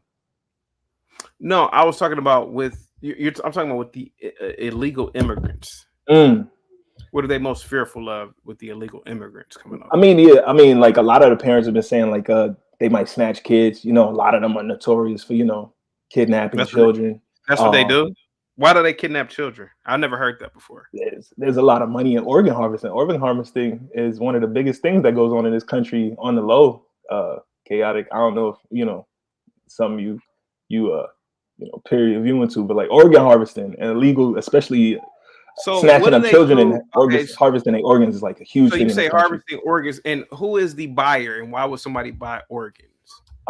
Because it's very hard to get organs like on the traditional list. Like those lists can go for years. So sometimes people will buy organs off the black market just so they can get transplants faster. So if they acquire, let's say, a kidney, how would they get a kidney to someone in a in a hospital? If obviously they have their own means of getting organs in a hospital, how would they do that? Well, sometimes they might actually not go to a formal hospital for the transplant. They might just go to like one of those medical centers. Like there's a lot of medical centers all around the country where a doctor can just rent rooms and do surgeries. And depending on the insurance or if it's privately paid for, they can just get a whole nursing staff to work at one of these medical centers with them to do like the surgeries. Like I've had a couple surgeries at one of these medical centers in Jersey recently because that was the only place my insurance would go for it. And like a doctor can just literally just rent out a whole staff in an emergency room, and they don't actually have to be at a hospital to just get that done for you. Yeah. I never heard of this before. Oh yeah. The black market of organs in this country is disgusting, and it's one of the reasons a lot of people get snatched. And just in addition to the sex trafficking, of course, but nobody really addresses the organ harvesting part, and it's really bad. China was notorious for their black market organ harvesting situation for a long time, and they say a lot of the people that get kidnapped here and abroad is those organs end up in China. So really, I never heard of this before. Yeah, it's crazy. And do you have any like documentation? Yeah. I'm about to throw a link in the back right now. Okay. Yeah, because I'm not aware of this at all. Yeah. Let me see the chat real quick. What is that? Santeria. Oh God. Says black churches only pushing one political agenda. Well, yeah, they've been doing that for quite some time, Miss Jackson. Yeah. Let me see. Nina says the immigrants speaking Spanish in front of them, and you are so paranoid about what they are saying. Let me see. Nina says the Latin gangs terrorize the black people. Is this true? I don't know. I don't live in places where there's a lot of Latin. That is happening too, from what Really? I've seen. Yeah. So what do they do? How are they able to do this? What exactly do they do? I mean, from the little bit that I've seen, I haven't seen a lot, but like the little bit of stuff I've seen, they'll just run in a gang and just like take over a particular block or a particular sector's territory, and like they don't care like if they got to shoot it out because they're not on papers there anyway. So interesting. See, I don't live around. I mean, I went to school with a lot of Hispanics, but these were like legals, and they were real cool. They were like Dominican and Puerto Rican, and Puerto Ricans are really American, if you ask me. But they were just regular people to me. I didn't think anything of them. Let me see. But I do know this: the Puerto Ricans who look white, they said that they were black, and the Dominicans who looked black said that they were not black. It was really weird. Mira, estará conmigo. Let me see. DMT, man, what's going on, man? DMT, what say you about Chicago's sanctuary status? And what did you say about the crying black residents there who were crying about the illegal immigrants coming over? Because I say this to Greg Abbott: send over 1 million illegal immigrants at this point, because that's what these people voted for. These democratic cities, these democratic residents. But what say you, sir? Go ahead, DMT. I mean, to me, I do got some sympathy because I got family that live back there. So back where? In Chicago. Go ahead. I'm from right outside, so I do share some sympathy, and I look at it from this way. Even though they voted for this stuff in. Yeah, that's what I'm saying, because I know that I hear that a lot from conservatives, like they voted this in. You got to understand, in Chicago, there's not any conservative options really. Like, you're not going to see Republicans running in this city. You're not going to. They're scared to run in Chicago, bro. You don't even see them putting out pamphlets. They're not going to hold no town halls. Like, they are hands off when it comes to Chicago. So the options are usually some far left guy, like the Johnson character that just got voted in for mayor. Or you got a guy like Paul Vallis, who I thought was going to win. He's like more of a Democrat. He was going to be tough on crime, that type situation. So it's unfortunate.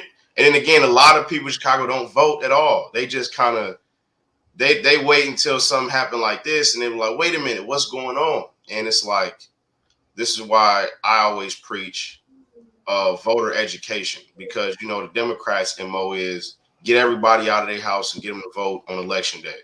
But they getting all these people to vote and don't even know what they're voting for. They're like, oh, well, this guy's black, but this woman's black. Let's vote for them. And the whole time, these people have agendas. And now they've seen that, okay, these same people that you voted for want to bring all these immigrants into your city. And now you up in arms because they trying to drop them off on the south side. They want them over here. They want them in Inglewood. They want them in Gresham. Now everybody up in arms like, wait a minute. We got enough issues going on here. Why are y'all trying to bring hundreds and thousands of illegal immigrants here? Our resources. And I think I'm telling the conservatives, this is a unique opportunity for y'all. Instead of pointing and laughing and mocking, come there. Y'all, look what y'all voted for.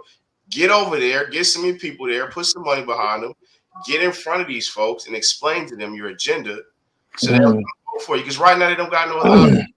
I mean, you're not gonna see no Republicans on the tickets. So your option is Lori Lightfoot or a guy like Johnson. You know what I'm saying? You're not really. It's the lesser of two evils at this point. And then when you got a bunch of black folks there, like Paul Vallis should have been the pick. Like, they wouldn't be in this position. It should have been the pick, but because Johnson's black, everybody's like, okay, we're gonna go with him. That's the black man. He gonna be for our people. And now he pushing this rhetoric. We should be able to bring in immigrants that are seeking refuge and asylum, and we should be able to service them. Like, what are you talking about, bro? You got Americans on the street, dying, bloody, homeless, and you got the audacity to say we got money for other people. You don't have money for that. So I'm glad black folks are finally standing up, saying, "Hey, we're not going to do this." Because I saw a Democrat sister at one of these town halls saying, "Look, we're going to start voting these people out if this is what they're doing." So that I'm glad that they're starting to wake up and get it. But this is the part where Republicans got to come in and say, "Hey, this is what we can offer you. We understand that y'all been voting these policies for decades. It's been destroying your community. Here's the evidence." Like, you can put together a nice little video package and something. Like, it's so much you can do. You got so much evidence there, and you can say, "This is what we can provide. This is what communities ran by Republicans." DMT, I want you to finish real quick. Dynamite. I rock with you, Dynamite. Dynamite says the issue that Chaotic doesn't understand is that immigrants travel and will eventually affect us all. Dynamite. Listen, normally I don't say this. I was being sarcastic, sir. The reason why I kept saying I'm sitting back watching the theater burn is that I'm talking about the entire US of A. Of course, I know that immigrants travel. Of course I do. Hence the reason why I said I'm sitting back eating popcorn, watching it burn. Take some Adderall or something. Dang, man. I don't like explaining sarcasm. I'm like, damn, don't they get it? Don't they get it? Of course I know that. That's the whole purpose. I ain't gonna lie, CT, sarcasm tough these days. You never know when people being serious. That is true. Sometimes serious as hell. DMT, can I ask you a question? If you had a country, would you? Okay, let me just be blunt. Would you prefer to just have Japanese, Chinese, people from Singapore immigrate over here than other groups of people? Let's be honest. Let's be honest, man. If I ran a country, like a room conversation, I would be very selective in who I ran. Like, I'm not gonna lie to you. And if you're from any third world country, you ain't coming in here unless you're like a doctor, you're somebody of affluence. Other than that, no. Now, if you're from Japan and you're like a liberal arts student, of course, you're Japanese. You're from the superior culture, man. But if you're from Haiti, man, stop it. You ain't coming over here. And there's no way I would let the dominant culture's numbers fall below a certain percentage. Like, if I see the percentages are starting to shift, no, y'all can't come here no more. Like, because you have to maintain the integrity and the fundamental culture of your country. Like, that's how it's going to be able to thrive for centuries. You know who said that, don't you? You know who said that? Who? Nick Fuentes. What did you say? He said the exact same thing. He said the reason why we need to keep white people as the dominant culture here is the same thing with Brother DMT just said about immigrants. And I don't agree with what Nick Fuentes said. He said the same thing, though, brother. I get it. Like, listen, bro. If well, let me before you go on. I'm not saying you're Nick. Okay, but I'm just saying, like, I think that's important to a country. Like, I think most countries get this. Like, they're not going to allow immigrants to come into their country and change the fabric of it to where you don't even recognize it anymore. Like, that's how, thousands of years ago, that's what happened to places like Egypt and Sudan and Northern Africa. They allowed the Arabs to come in there. And now it doesn't look African anymore. You know what I'm saying? Those people are a lot more lighter. You don't want to have that happen in your country. Europe would never allow that. I'm hearing in London, they are up in arms because of how much it's changed because of immigration. They're like, bro, this is foreign. Like, what is this? This is Europe. But it's not just immigration, though, brother. Because even if we don't let another immigrant in this country, love power is going to change the demographics in the next 50 years. Yeah, that's true. That's true. That's true. That's true. But what I'm saying is, it's a deeper meaning to what you just said. Now, let's put it to this way. Forget about racism for a second. We have some tracks to run on that is brutal and as monstrous as the white people were in this country. No, they weren't. Well, hold on. I said were. No, they weren't. They were never monstrous. Okay, in the South. No, they weren't. No, they weren't. All right. Before you go, let me say this, Chaotic, and we can go back on that thing. Stop it. Black folks still, once we were able to move around, even under oppression, we were still able to do our thing, right? We're still able to thrive, right? And that's why some of us are here now. Okay, I'm not gonna sit up here and listen to this nonsense, sir. Whites weren't white. You know, it's just like this boogeyman character that. But you ain't let me finish though. Go ahead, man. But no, what I'm saying is, I wasn't gonna stay there.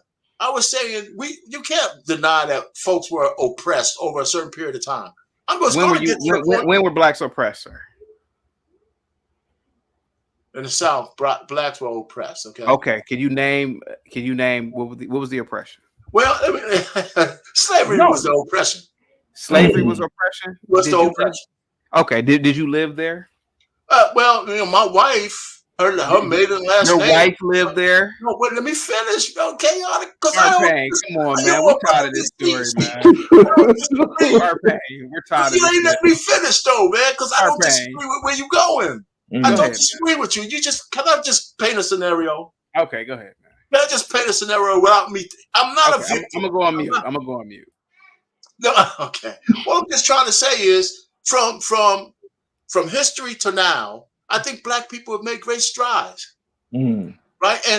But we don't focus on the right things, because we don't focus on the fact that we can do anything in this country that anybody else can, as long as we, like Chaotic wants to say, don't even talk about, you know, any oppression, right? But you know, we don't need to deny that to say that we can still overcome, and we have. What does that have to do with? Well, you ain't let me finish. Chicago, man. No, let's get back to the Chicago situation. Thank you. One of the issues in Chicago we ain't talking about is, why did it take a goddamn bunch of immigrants to come here for all those blackity blacks in Chicago to have an issue with the Democrats? Thank you. We need to divest from that party in the worst kind of way. And it seems like all of our black so-called leaders are traitors to the cause. All of the blackity black congressmen, all of these guys are traitors because they know the deal.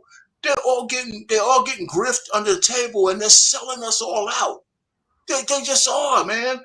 Listen, those immigrants are not going to come here and be criminals. They're going to take over the fucking neighborhood in 5 years. I'm sorry, man. They're going to take over the daggone neighborhood. Excuse me. Yep.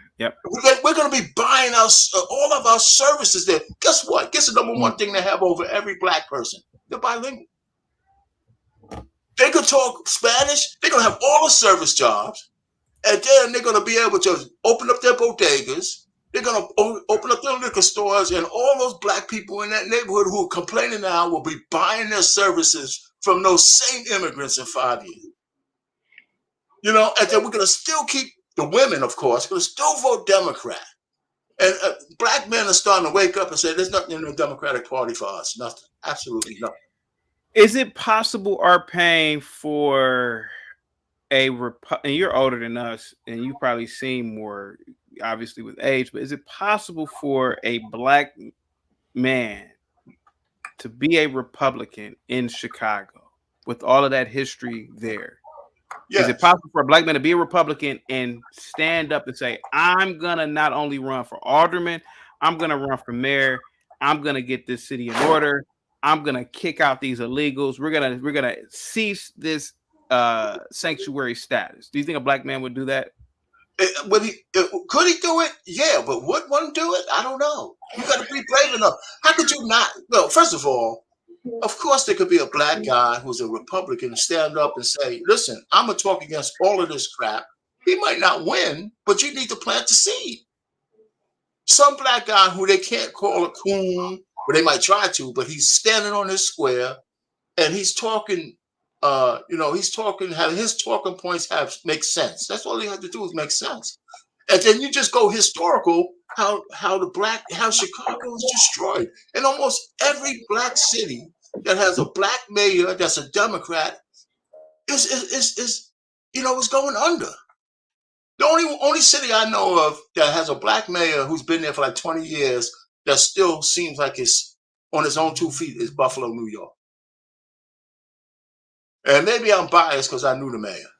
Well, I was a couple of years ahead of him, but we don't hear a whole bunch of crazy stuff. People looting stores with impunity, and roving gangs of black kids going downtown, terrorizing people, overturning cars, burning stuff down. I mean, what, come on. I think the only way it can be done, you gotta take baby steps. Chicago is a Democrat stronghold.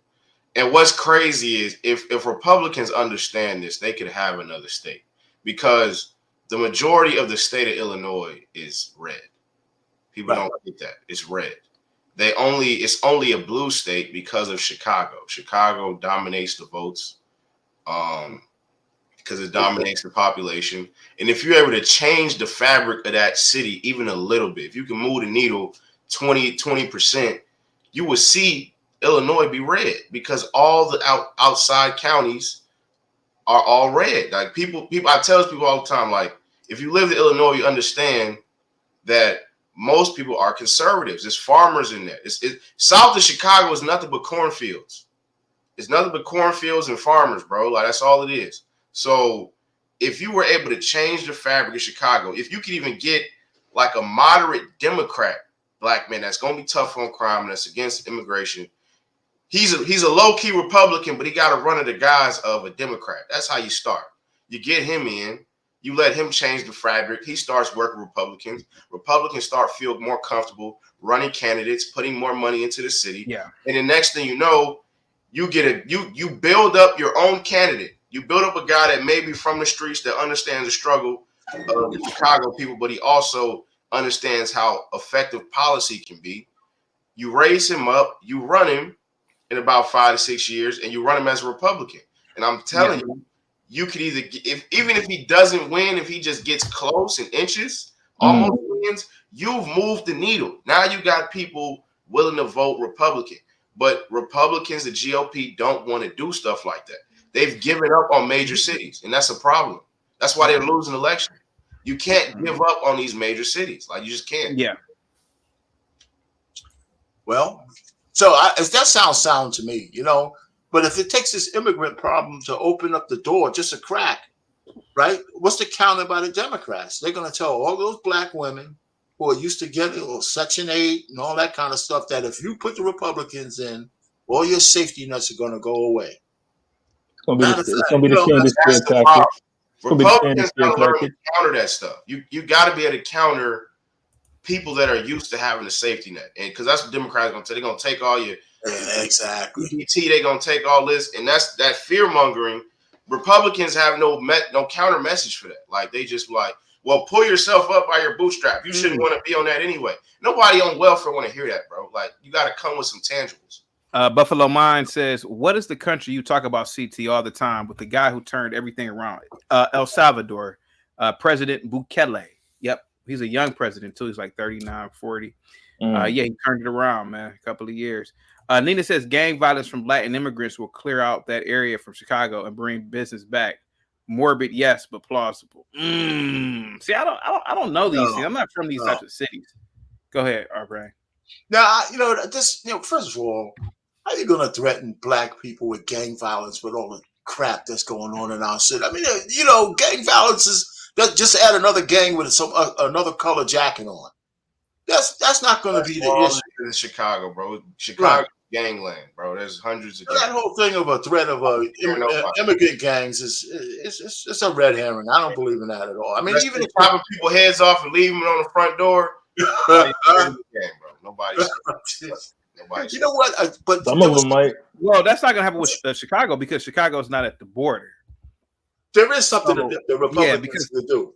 There is something Republicans could do. Let me just say this chaotic real quick. President Trump, ex-President Trump, is completely against all this gender fluid crap. He wants to take it out of schools. He wants to take it out of legislation. He wants to take it out of everywhere. And let me tell you, that is, the independents will love that.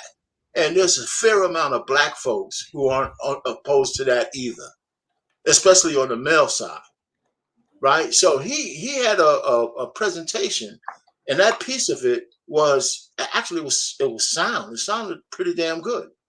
Forget about all of the transgender guys dancing in front of your children. He wants to make sure that you can't start to transition a kid when they're only like 5 years old as opposed to 18. All that, I mean, I think he'll get a lot of traction out of that, not with just his base, but a lot of other people who secretly don't want to say it out loud, but say, I'd rather have that, get rid of that than worry about racism. You know, just like chaotic. A lot of black people, I mean, we've been living under that cloud for, I mean, we can't be keeping being afraid of white people being white. I mean, for us, that should be bouncing off our backs. You know, so I'm telling you, I think he has a way to get a whole bunch of independents and people on the fence just by getting rid of that imposition, that what do you call it? Indoctrination program by those LBGYNs, whatever the hell they call themselves. You know, I'm telling you, the Rainbow Coalition, whatever the hell they call themselves. So I think that's something he could do.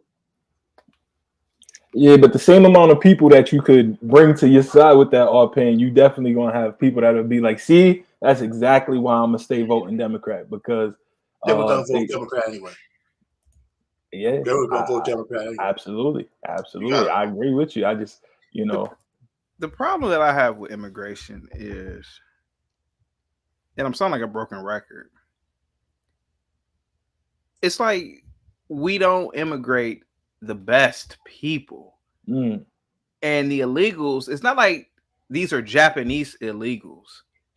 I mean, I hate to say it, man, but to me personally, I would just be open with my immigration like thoughts if I was a politician. And I probably wouldn't get a second term or anything else for that matter.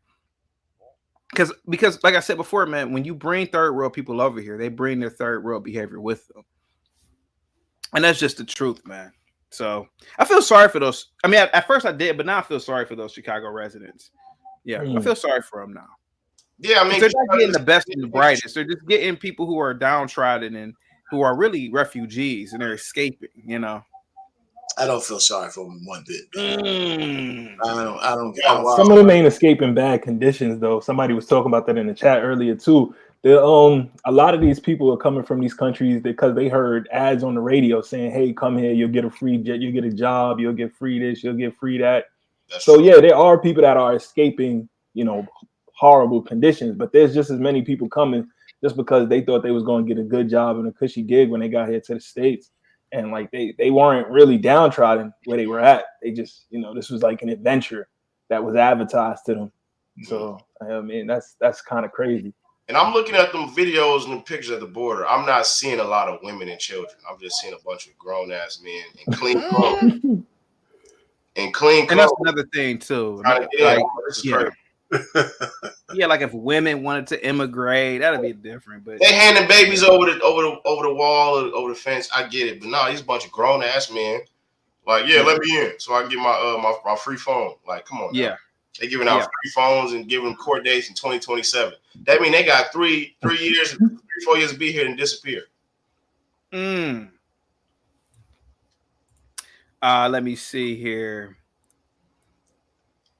But guys, doesn't this show that we all have a little bit of Nick Fuentes in us? Because I mean, at the end of the day, none of us wants any of this. I mean, I think conservative black people as a whole were normally conservative, and we got, you know, jerked into doing some nonsense. But I mean, I think this just shows that we can't tolerate this because it's only going to continue to get worse. And this is just it's natural for us not to want to tolerate these things. It's normal, you know. So as much as we begrudge the Nick Fuenteses of the world, and you know, we hate on when people like Just Pearl say crazy things. I mean, we all deep down feel those same ways, guys. I think those are just people that are just easy targets for our ire and for our hate. Mike Jones says, who on this panel is actually a foundational Black American? This is a weak argument babble or immigrant babble episode of Tethers who got faked their degrees and licenses. Mike Jones, do me a favor. Cam up. Call in. Let's see how tough you are, tough guy. Let's have a discussion instead of you being in a chat with your broken English. You didn't capitalize the W with who. There's no commas. You misspelled this. Cam up. Or as Al Bundy used to say, let's rock. Other than that, you're just somebody in the chat talking. You're talking, sir. Let's go. Anybody want to say something to Mike Jones real quick? Oh, cam your silly ass up, goofball.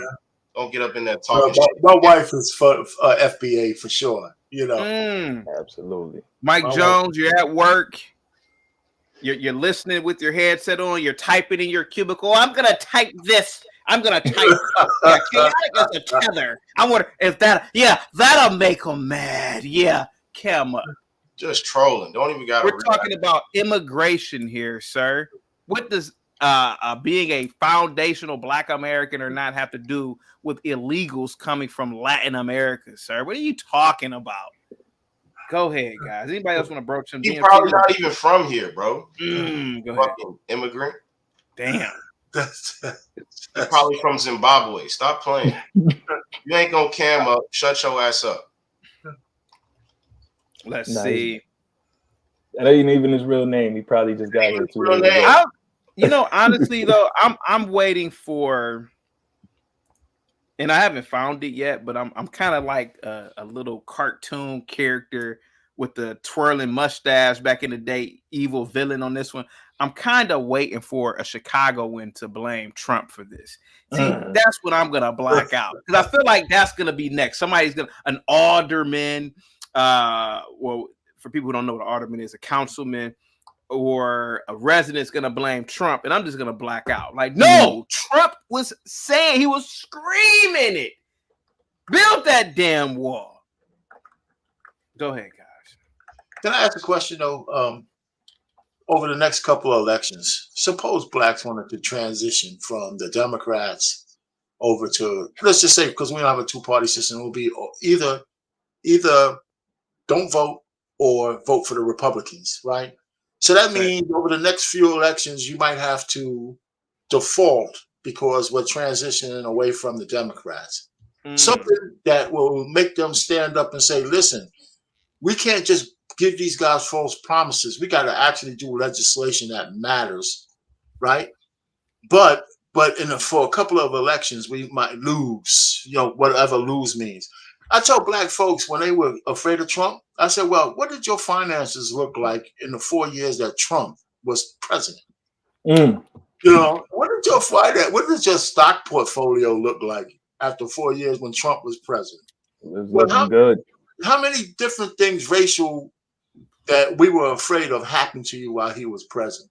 You know what I'm saying? And people they can't point to anything. They had the most money. They had the best jobs. If they were in high enough bracket, they got a break.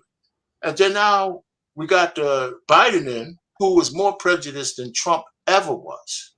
And there's receipts to that. There's receipts to that. Real quick, I'm sick of this bastard. Mike Jones says Chinese, Ukraine, and Africans traveling to the southern borders lies to slide in. Y'all fools didn't answer the question. Who is foundational on here? Hey man, you ain't about to strong arm this panel. You talking about who is foundational on here? You ain't strong arming me. Okay, I ain't answering your question. Foundational or not, we have a problem here, and you're lying, sir. Chinese ain't at the southern border. Are you out of your mind? You think Jackie Chan is at the southern border? Oh, let me. No, they come in legally, sir. And not only do they come in legally, well, I know. Let me take that back. There's been cases of illegal Chinese. I will admit that. But sir, they come here and they work, and they stay out of trouble. And you know damn well the Ukrainians ain't sneaking in, because our government not only gives them money, hey, you come stay in this luxury hotel on us. Stop. And Africans ain't sneaking in at the southern border either, sir. But I do want to ask you guys a question real quick. John Legend, the singer, John Legend. What about? Well, guess what he supports? I already know what he supports. Sanctuary cities. Of course he does. Name he don't gotta live in them. George Clooney, Mark Ruffalo, Marvel, Hawk, Credible Hawk. Alyssa Miliano. I wonder, will John Legend let illegal immigrants live in his man? How much money is John Legend worth? We know George Clooney is worth $50-60 million. How much is so John Legend is what, $50-60 million? You think? He's up I there say now. easily.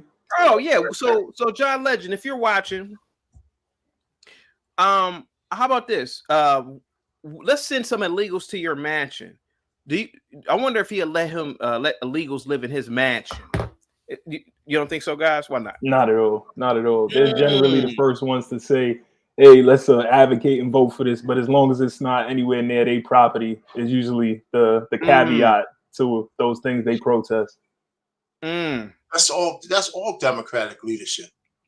How many people live in Biden's neighborhood? I didn't know Kerry Washington, Rosario Dawson. Not Rosario Dawson. I hope all them entertainer goofballs are all in the same league. They all get paid by the same people, so they're gonna push. Yeah. He was fronting for Cory Booker too. They're not serious people. I can't. They're gonna say what they told to say. We all know John Legend and his woman got some questionable activities going on. So like, I'm not even taking them seriously. She had to take all them damn tweets down. We know what y'all be on. Come on. LeBron James supports sanctuary. Of course he does. Of course he does. He lives. Colin Kaepernick, of course. Who else? Who else supports sanctuary? Chris Paul, sanctuary cities. That one I'm surprised about. I thought he was kind of conservative. I wonder if Bronny James brought home an illegal immigrant. Hey, Dad. Or he probably calls him Pops. Hey, Pops, I brought home this illegal immigrant. Brought him to their home in Calabasas. I think they live in Calabasas. I wonder if he opens the door and LeBron is there. He said, "What's up, son?" And next thing you know, it's an illegal. He said, "Dad, it's an illegal immigrant, man. You support sanctuary cities, right? Well, this house is a sanctuary for this." I wonder what LeBron would say. His ghetto point of view, what would LeBron say? I think he would smile and laugh and nod and then walk quietly into the next room and call the police. You know what he will do? Yeah, what LeBron would do is count the knives and forks after the guy leaves. He'll count the silverware and that's what he would do. You know, DMC, yeah. What would LeBron? LeBron won't do it. Let's not be unfair. He just don't want that guy living next door. Look, he'll be nice to her while she's there, but I'm telling you, as soon as she go home, he gonna sit his son down, like, listen to him. We are of the elite bloodline. We do not bring these bottom dwellers home. We like sanctuary cities when they're in LA and South Central. We like them over there. They're not coming here to Calabasas. You know, that's why these people push this agenda. In all these major cities, they get the people from Chicago say, "Oh, we're good with sanctuary cities." Well, guess what? They live in Skokie. They live in Ogden. You know, they live up north. They don't live in where these immigrants gonna be at. So as long as they're on the outskirts, because they know it ain't gonna affect them in their gated communities, they okay. But I guarantee if you drop the busload of these people in Calabasas right on their street, they'd be calling the police. Everybody be outside up in arms. The security will be there, rounding them up like cattle, and get them on a bus back out of there. I'm telling you. You see, that's what happened when they brought them to the Hamptons. They got them up out of there in like less than 3 days. They wasn't. I thought it was Martha's Vineyard, not the Martha's Vineyard. I'm sorry, Martha's Vineyard. Yeah. Yes, sir. Oh yeah, they got them up out of there. They what they did is, just for PR publicity. We can't kick them out immediately. Let's bring in some little Debbies. Let's bring in some Huggies. Let's bring in some like little Lunchables and feed them. Free pebbles. Make sure, let's make it look nice on photos and camera. And then they said, "Hey guys, it's getting about 2 days, man. Y'all got to get the fuck up out of here." That's what really happened. If you really want to get them, get a busload of these people. You send them to these neighborhoods with billboards, and on these billboards are the tweets of these celebrities supporting sanctuary cities. Then these same immigrants with them billboards of that tweet, and you get some cameras there, and you have them outside of these people's homes. And you're like, "Hey, how do you feel about these immigrants being here?" And all you see is immigrants holding up the tweet, like, "Yeah, we're very happy to be here. Very happy to be here." And you gotta make the answer right then and there. Okay, they're gonna be fumbling at the mouth. They're gonna be fumbling the word. But no, I support sanctuary cities, just as long as it's not in my damn neighborhood. you know. But Whoopi Goldberg, another supporter. Come on now, we know Whoopi. Child, I can't believe that Governor Abbott is sending a busload of immigrants. It's children on that bus, child. It's women pregnant about to get on those buses, child. Okay, Whoopi, can they come to your house? Oh no, child. My house ain't big enough for all those niggas. Stop it. It's just funny, man. So what's the solution, K.I.? What's the solution? The solution is, I gotta say this, we gotta bring racism back. Now, hear me out. Hear me out. Hear me out. Hear me out. Because I want to be crystal clear on this. Not racism in a bad way, but racism in a prideful way. Okay? If the blacks in Chicago feel like they are about to get pushed out, and if they've been there for generations, and this is a black community, we don't want these people here. They should just be outright with it. And they should go to council meetings and they should be vocal. Hey, my grandmother had a house here. My great-grandfather had a business. We don't want these people here. I think that's how it should be. Just like how Italians used to be in Little Italy. Hey, man, we don't want y'all here. We don't even want you walking through here. I think that's how it should be to a degree. If you want to keep an element of people away from you because you think that they're going to cause you harm, you need to be outright. And I don't mean, I don't want to keep saying racist because the channel. What's that, xenophobic? You need to be outright, almost like a segregationist to a degree. We don't want you here because other groups of people do it. Listen, you go to Japan, there's clubs that say literally, I have a friend who's lived over there for 20 years. My brother lived there for 2 years. There are clubs that say we don't want foreigners coming in here. Flat out. They'll flat out tell you, you're a foreigner, get out of here. We don't want you in here. Flat out. And that's it. It's just Japanese only. We don't want any problems. No foreigner. No foreigner. Oh, no foreigner. No foreigner. That's how it should be to a degree, man. Because those people are crying. They're like, please don't pat these people in our community. No, just be honest. Listen, we don't want these people here. Flat out. Well, that's just me. You guys want the echo chamber me, but that's what I wholeheartedly believe. Well, listen, that's one part of it. I mean, that doesn't have to be the whole thing, but I just don't think as cool as black people think they are, I just don't understand why it's not easy to see the okie doke. Is that true, Nina? Well, let me finish. The Democrats are trying to replace black people as their base voters. And the only way they could do that is to get immigrants and other, so-called disenfranchised people to become like solid Democrats like the blacks once were. But since most black people these days, and maybe just as this is the echo chamber of YouTube, black men and black women seemingly hate each other, don't have no families, broken up. And so our voting power is going to start to become unpredictable because now black men and black women want different things. So they need to find a new base of people to manipulate. And so let's move the blacks out because black people as a subculture in the United States is almost completely irrelevant. The Spanish people have passed us. All the immigrants like Indians and stuff, they even make more money and more stable than white people. And matter of fact, white people only one notch above black people, by the way. A lot of people don't realize it. They ain't the top of the list anymore. So I'm just trying to say there's a big okie doke going on, and it's like we're sleepwalking past it.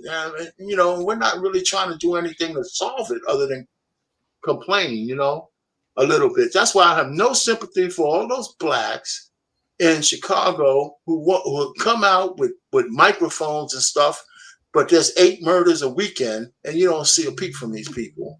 And they're talking about Walmart leaving when all the stores are getting looted up to kazoo. But they're bad Walmart leaving us alone. I mean, just stop it. Just stop it. And what's so crazy is the Candace Owens, the Larry Elders of the world. They've tried to preach these things from microphones for quite a while, and it's like we always come up with reasons why those black folks aren't really black folks. They don't really count in our community. How dare these race traitors try to tell us anything? No matter what projects they grew up in, no matter how hard they had it when they came up, no matter how poor they were and how many wish sandwiches or government cheese nights they had, we act like because they made it to some level of success and now they want to try to give advice. They ain't nobody to listen to. And now look where we are. Look where we are. We're here. I mean, it's because the cognitive dissonance is very strong. Yeah. Like, I don't think I try to explain this to Republicans. It's like, why blacks think this way? Why they always saying this racist? I'm like, you gotta understand like the programming from when you're a child, especially where I grew up. Like, I remember we used to watch CNN Student News every morning from like fourth grade all the way to high school. I hated that stuff, man. Yeah, I'm telling you, I didn't like it either. But you understand it's programming. And they're getting you to believe a certain things. By the time you're an adult, this is what you've been trained to think. You're trained to think all Republicans are racist, KKK members. You're trained to think that you're oppressed, you're a victim. So like that deprogramming takes time. It takes a certain revelation because I had to go through the same thing. Like I didn't really start understanding stuff until I was like 21, 22. Like it takes a deep amount of deprogramming and revelation to the information. You got to start coming to the truth. And once you can give people the facts and the truth and help them like kind of guide them on their journey into seeing why conservatism works, you know, why people are Republicans, why the KKK wasn't started by Republicans. Like you gotta slowly get them to understand all this, and then they'll vote your way. But just kind of shaming them, telling them people like, y'all know what y'all talking about, y'all idiots, y'all are victims, y'all ain't nothing wrong with white supremacy. Like just the talking points have to change. You gotta understand how to approach these people and how to change their mind. Because the way the Republicans are doing it now is not effective at all. John the Baptist, what say you about the situation in Chicago? Thank you so much, DMT. I really just came up to ask a question. Go ahead. Are Can we everybody really turn the saying camera that, back on too? Go ahead. Are we really saying that racism don't exist? Yes, racism doesn't exist, sir. No. Has it? Are we saying it never existed? Yes, it's never existed, sir. No. Yeah, I think it's more been a classism issue than anything. I think that like what's status. existed has always been the buying and selling of goods, and I think that things have always been sold. I think race has been packaged as a commodity. That's what I believe. I think it's been monetized for hundreds of years, maybe even thousands. I don't think it exists. So what do we say about segregation then? What is segregation? Segregation is, in my opinion, sir, I believe that black people were willing participants in segregation. I believe that they didn't want to be around white and whites didn't want to be around blacks because maybe there were some disputes and people just said, hey, man, I don't want to be around you no more. Because we segregate from our families. We segregate from our friends at times. We segregate from people. When I was in college, there was times when the Alphas segregated from the Kappas. The Kappas segregated from the Sigmas. The Deltas segregate. We ain't sitting over there with them because we fought them last week. We got problems with them. Go ahead. So what did Martin Luther King march for then? Martin Luther King was a race hustler, sir. Okay, he was a race hustler to the nth degree, sir. That wasn't my dream. That wasn't nobody's dream but his. He wanted his kids to eat with white kids. Some black people was, man, fuck those white kids, man. So I don't believe in the race hustler stuff either. I really don't. But I don't believe in the race hustler stuff. I don't really like that race hustler stuff either. But one thing I don't like doing is denying actual facts of history that happened too, for real. Because now with you believe hold on now. Come on, chaotic. One thing we never done since you and I've been talking, we never disrespected each other. So let's keep it that way. You're a good dude. I like how you present a lot of information. I do. I rock with your program a lot of the time. I really do. But when you say racism never existed, then you're telling my dad, who was actually chased by the Klan and hung up on a rope. And the only reason why he survived and lived because somebody came by and helped him out. You tell my mom and dad who went to school through segregation that what they experienced wasn't real. That they didn't go to schools. That they didn't go to schools because of race that was actually happening at the time that they were living. You're telling my grandparents who were born in 1930 they didn't experience Jim Crow. Now I get that we can't be trapped by our past. I get and understand that we should let those things keep us in prisons of the moment of the going forward. But what we can't sit there and say these things didn't happen either, because I actually live with these things. These things actually influence the people that raised me. And now I'm not saying that I believe. I'm not saying that I'm affected like my grandparents and my parents were affected. No, I'm not, because I didn't live through it. I didn't go through it. But those people raised me. So we can't sit there and say that it didn't exist. That's lying to ourselves. No, I'm not saying that we got to be empowered, that we still enslaved to it, that it still keep us bound. No, we shouldn't. We got to stop saying it didn't exist. Right, bro, because my papa went through shit. You know what I'm saying? Hold on a second, D-Town. And yeah, we overcome and all Hold on, that. D-Town, hold on.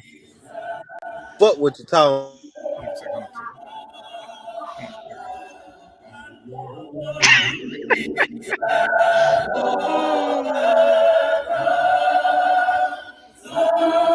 John the Baptist. That's funny. I'm not gonna speak on your family because that's not my place. John the Baptist.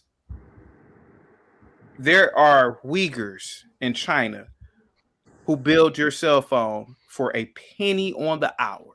You ain't complaining about that.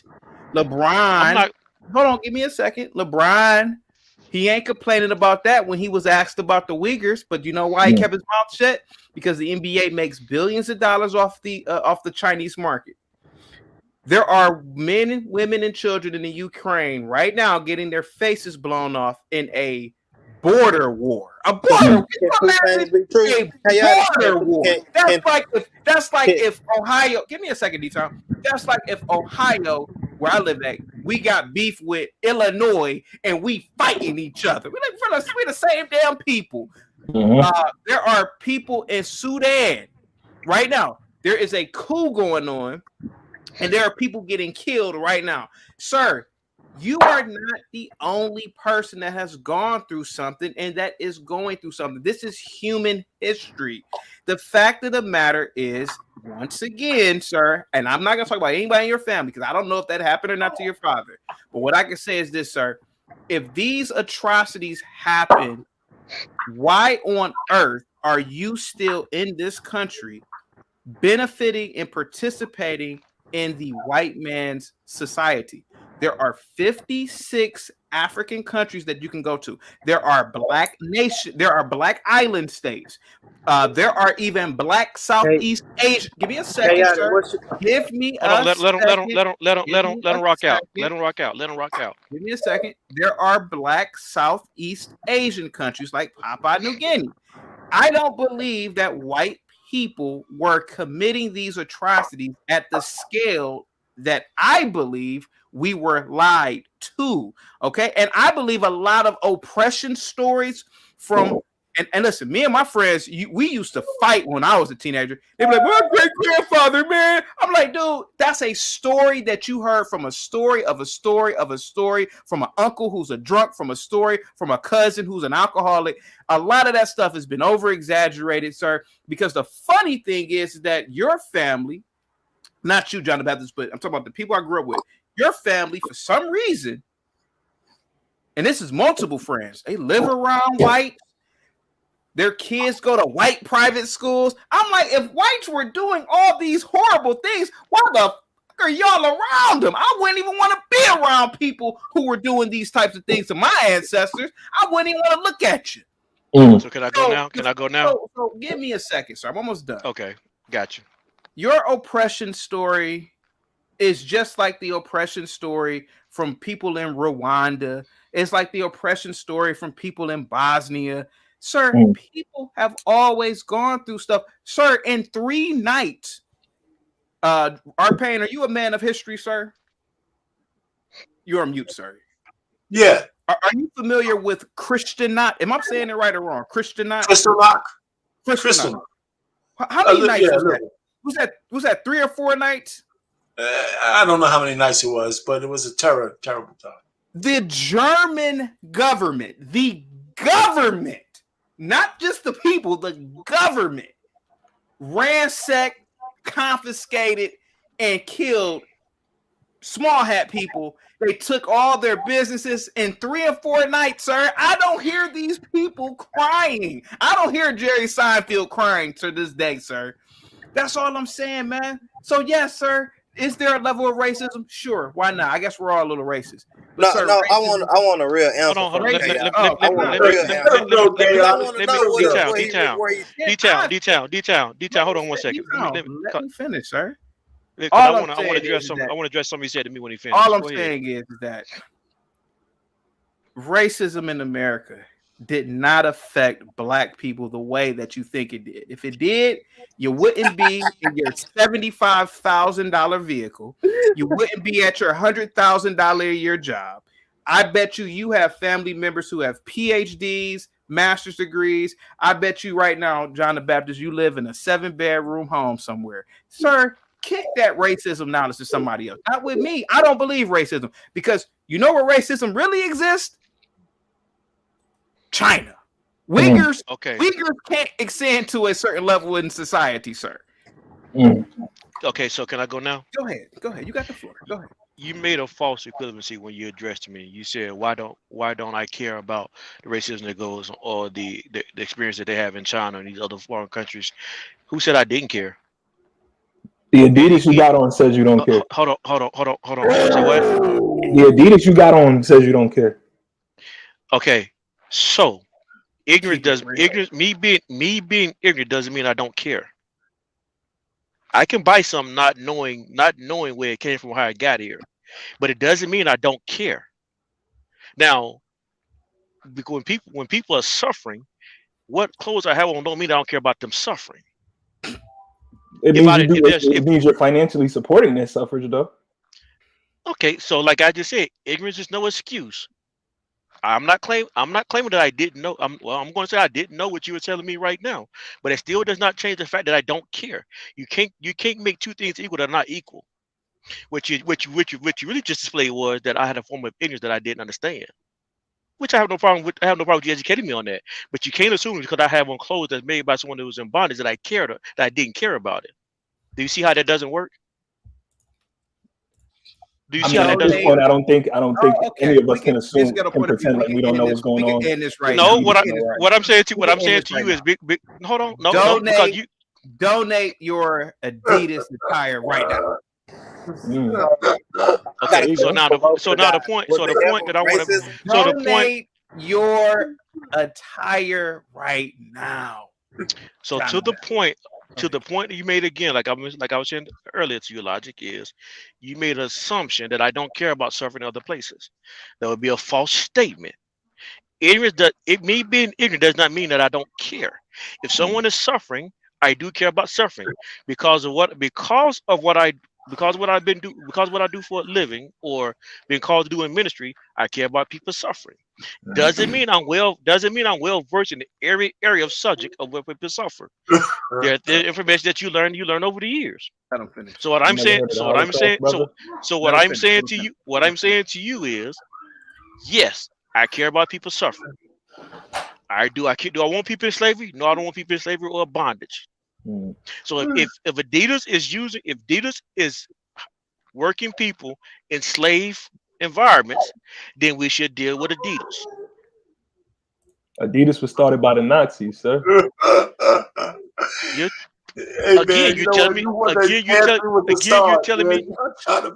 telling me information. Okay, hold on. Again, you're telling me information that I was not aware of. I bet you this, but that still does not prove that I don't care about people suffering. John the Baptist, I bet you this, and I'm pretty sure we've all. I bet you if you started your company right now, of anything, whether you're selling to blacks, whites, whoever, they're gonna look you up and everything about the. Oh, let me look up John the Baptist. Let me see how he started this company. We do it all the time with everybody else. Why didn't you look up anything about Adidas or Adidas? That's not what I do. By the way, guys, Michael Jordan was supposed to get sponsored by Adidas back in the day. The more you know. Go ahead. It's not something I do. It's not something I did. But John the Baptist, don't you see that? Listen, okay, You can believe racism existed. You can believe that racism. That's Say that again. you can believe that racism existed. You can believe that racism affected Hold on. people. It's at not scale. that I believe it existed. It did exist. But you were born in chaotic. So you saying that 1986, man. How do you know I all was this I stuff? was born when? When were you born, chaotic? sir? You saying racism When were wasn't you born? existed? 74. Okay, you were born in 1974. Okay, in 1974, there were black doctors, there were black nurses, engineers, businessmen and women. Some of the most famous people in the country at that time were black. Bill Cosby was at the height of his fame. What are we talking about here, sir? Okay, so so you still haven't proved that racism didn't exist. You can I'm have not racism. trying to prove that it did. You can have racism. You can have racism. Give me an example of racism, sir. When you think one race is superior than another. So first of all, when you tell Why someone, don't you feel like you're superior than other races, then? because I don't think any race is superior. I think we Well, all that's human the race. problem with you, because certainly, sir, you don't believe that Japanese people aren't superior to Mexicans when it comes to mathematics. Certainly, you don't believe that Kenyans aren't sir. I know you believe Kenyans are superior to Eskimos. Chaotic. You don't think Jim Chaotic, Crow bro. We ever talking was about a you racist? saying that there wasn't no racism for black people, bro. Come on, chaotic. God, please stop Stay cutting me on topic, bro. God, stop cutting me off. Certainly, you believe that if you were a betting man, that if you had a Kenyan and an Eskimo running a marathon, certainly you're gonna bet on the Kenyan. That doesn't prove superior. That just prove one So is you're faster. telling Doesn't me prove that superior. Kenyans aren't superior to Eskimos in running marathons? No, they're not Chaotic, superior. you going all coming around. from Come a on, marathon chaotic. runner who've actually have seen these people in Arcane. person. These Am I people were tripping? A race winning an event is not doesn't mean you're superior. That Yes, just mean it you're does. that just mean hold on, listen. That just means you're a better athlete. It doesn't mean you're superior. It doesn't. Wait a minute. Leonard, can I ask you a question? I'll give you an answer. I've been waiting. Would you go on CNN drinking beer, sir? No. Then why are you doing it here? Because I'm at home and I didn't figure you had a policy. Hold on, brother. Bruh. Hear me out. If you have a policy against that, I won't do it. It's no problem. I'm a simple man. Okay. Sorry about that. I'm a simple man. Okay, let me calm down, because I just drank some pop, so maybe I'm a little hyped. Can you put it in a glass or something? Yeah, bruh, that's all good. I wanted to get in there because I only wanted to ask one. I only wanted to ask one question. Hold on for a second. Thank you, by the way, for supporting an American beer, Yingling. Go ahead, sir. Yeah, because Budweiser's on the L gibbet. Yeah, Budweiser tastes like water. Yeah. Yeah, now I'm from Chicago. I mean, as you can plainly see, who wears a Chicago Transit Authority T-shirt? Anyway. Have you ever shot anybody? Huh? Yeah, you're from Chicago, right? So have you ever shot anybody? Oh, Jesus Christ. You really? Oh, I can't ask that, right? Oh no, I thought you were joking. You're not joking. But you're from Chicago. I asked Amber that question. Amber that comes over here. Okay. That question. You guys are pretty. Okay, here you go, bro. I've never shot anybody in Chicago. I live in Georgia. Now I shot 2 people down here. Jesus Christ, man. That's just pretty funny. Okay. They're trying to rob you or something? No, they decided where I lived in Savannah, Georgia at the time, somebody bought some doggone, from somebody and used a fake $20 bill. And they see this guy walking the direction of Paulson Avenue, and they posted up one on the lot and one on the corner. I just get home from work. I still got on my military uniform. I walk in, 40 ounce in hand, about to go on Facebook. All of a sudden, pop. My damn wife is in the front room screaming. I run out the front door, side arm. I'm like, oh, really? Pip. Y'all need to take some lessons. Damn. Did they survive? No. Oh. Yeah, we can't No. stream. Damn.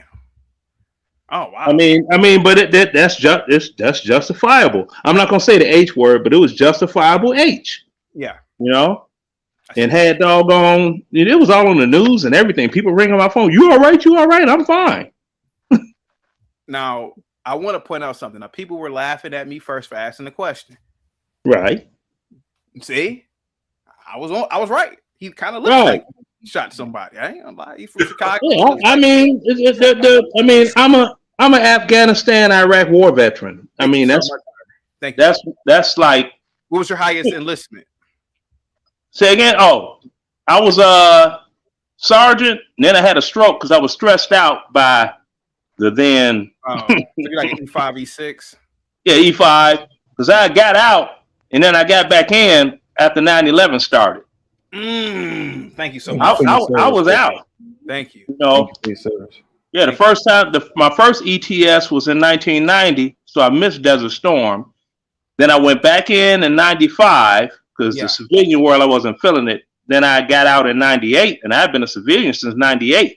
But then from 2 conflicts going on and they need bodies, anybody that used to be in, you could come on back in. The only thing is you have to come back in as a private. Oh, nah. That's tough, man. It's all right, though, because I knew I would go up in rank, and from the reserve time and the active duty time, every time I got promoted, I was at the end of the pay scale. So I was cool with it. Yeah. Yeah. This is how the military works. Okay. But thank you so much, sir. you are welcome. Now, the brother, I don't got everybody's names down, Pat, because it's John the Baptist. John the Baptist. Okay. Now you say you were born in 74, and your parents are born in the 30s, correct? You're on mute, John the Baptist. And then we gotta get D-Town in after this one. John the Baptist, you're on mute. Go ahead. Grandparents born in the 30s. Parents were born in the 50s. Oh, okay. I thought you said your parents. So I'm sorry, my bad. Now, racism, it does exist, but it's being doggone pushed out there basically by knuckleheads out of jealousy. Okay. And the reason I say that is if somebody is living in doggone, I just make up a name, Wampum, Pennsylvania, and Cherry Creek Trailer Park, and they see you rolling around in your fine, slick, expensive automobile, and they don't have one, they see something wrong with that from just, oh, you're white and you're supposed to, be successful and thus and so and all of that. But then on top of that, especially where I'm from, Chicago, it's just like you going back to the Jim Crow South. They walk around with doggone racism like a baby and they feed it. Hold on, but okay, so you're addressing me. That's not what I was saying. Oh, my only point that I No, I'm not saying what you were saying. I was just making a point. Well, you called me, but you right, but you were the last person that was speaking. That's the reason. Yeah, but the way you asked the question is like you asked the question like you was addressing me. No. Don't make assumptions. Hold on, bro. I'm not making an assumption. You actually addressed me at the beginning of your statement. I asked you one question. I said, because I thought I heard you say your parents were born in the 30s and you were born in 1974. That was the only question I had for you. Now, the rest of it is on the topic itself as of racism. I mean, if the United States was so racist as a lot of black people claim it to be, why are black people making up hate crimes? I did a YouTube live stream about that, Leonard. Yeah. Now, there was a car dealership in South Carolina. These guys were trying to steal cars, right?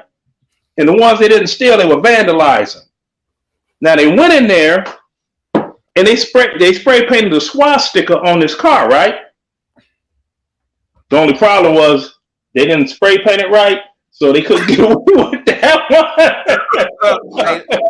So the police knew it wasn't somebody like that. And we can go back in the day to Tawana Brawley in New York. Remember that case? Leonard. I do. Yeah. Leonard. Now, this is for Leonard and our pain, especially, because you guys are the oldest ones on the panel.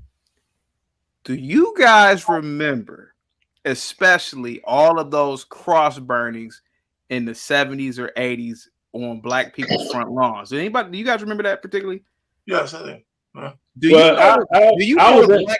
you know what a lot of black people told me? They said black people who moved away from niggas, who moved into suburbs, they would either burn their own crosses on those yards or tell their family members that happened so that their family and other blacks wouldn't move in those neighborhoods because they knew if you got all these niggas here, they'd start destroying it. Black people told me that. I can believe that. That's what black people told me. Yeah, I mean, you got people that they've been notorious making up doggone stories of racist activity. Okay, like, so I just want logic. I'm about to go. So logic. Let D-Town go real quick. He's been waiting patiently. Go ahead, D-Town. Yeah. So I'm just trying to make sure. So we're saying that it was never any racism on black people. That's what we're saying right now. It was no systemic racism. Systemic, meaning so it wasn't nothing that was put in the system to hold blacks behind. Absolutely That's what not. we're saying. No. Okay. Yeah, I saw a new. If I may add to this, let D-Town go real quick. D-Town, in terms of systemic racism, no. Slavery, if you want to use slavery, was just commerce. It was the buying and selling of human assets. In my opinion, not my opinion, but the African participated in it just as much as the European, just as much as the Arab. And the Arab is the worst slave trader. It was the buying and selling of captured human assets. That's it. That could work. And truth be told, I think a lot of Africans willingly even work for free in the New World or work for damn near nothing. And what is the evidence? And D-Town, listen, I don't need you don't have to agree with me. What is the evidence of this? Look at how black people pride themselves of working for the white man right now. Oh, I work for. So I like how you do. I like how you. I like how chaotic. Look how niggas act when they get a job. Chaotic, bro. You know I love you, bro. I like how you come up with your scenarios or whatever. But it's true. But when you come down this rabbit hole right here, you sound like a plum fucking fool, brother. I'm just you don't have to go there. D-Town. You know, I don't have to agree with you. Hold on 1 second. But just saying that it was I just it's in your face and you still trying to say this, but it's cool. I understand, bro. D-Town, let me ask you a question. Let me ask you a question, D-Town. If you go to school right now, right? If you major in biology and you say to your professors, hey, I'm going to be a medical doctor, I'm going to be a brain surgeon, will that institution that is funded by the government, a lot of their endowment comes from the government, will that endowment say, nah, you're a nigger, you can't be a neurosurgeon? This is my argument, okay, go ahead. Brother. As of right now in 2023, no, it's no racism, bro. You can do whatever you want to do in the world. But I asked you was it ever any racism? Did we ever have to go through any? And you're saying that it wasn't, and you're saying that it wasn't systematic racism. So I don't understand where the fuck you getting all this from. I'm sorry. Yeah, you're right. I'm sorry. Yeah, I don't understand where you know what I'm saying, getting your information, because it's like I come from. Listen to me. Stop calling my name. I know my name. Stop calling my name. You're asking a question. Okay, go ahead. So yeah, cause it's I come from a prominent black community, or a black family. You know what I'm saying? The people that's the working class that had, that went through all that. They went to school and all that and did what they had to do. But I'm not about to sit here and say through everything that they had to go through to get what they had to get, they didn't have to go through something. You know what I'm saying? My people was with they had to go to the library and study.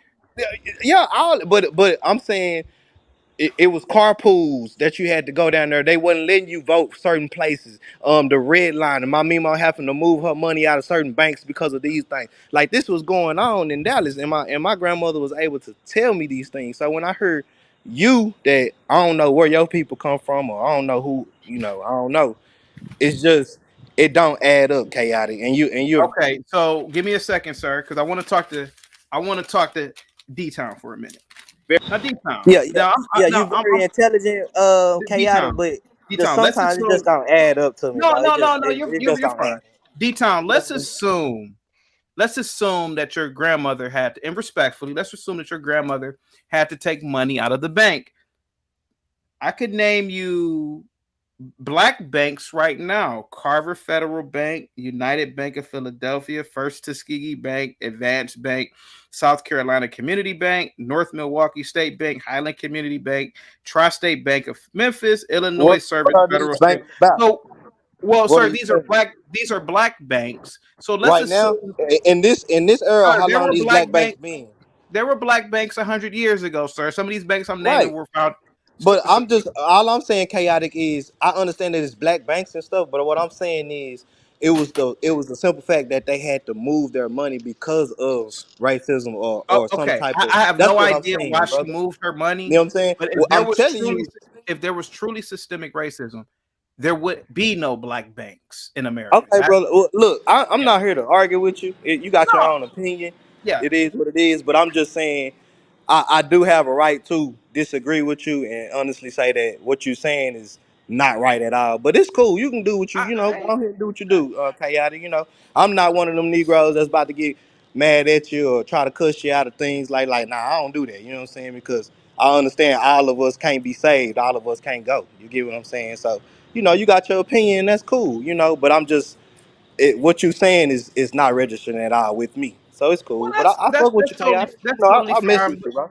That's totally fine, but I get it too. I was once in my 20s as well, just like you, and I used to think like you as well. And I'm trying to tell you, sir, when you hit about 35, like me, well, I'm older than that, you're gonna really look at this world and say, "Damn, man, it ain't really that bad in the United States." You know where it's bad, sir? It's bad in the Sudan. So what I'm saying is right now, as far as me right now in 2023 as a young man right now, I'm chilling. I did I'm doing what I'm supposed to do. I thank God for my Mimo and my papa and my uncles for what they did so I can be way more easier with right now. And I think that's the problem.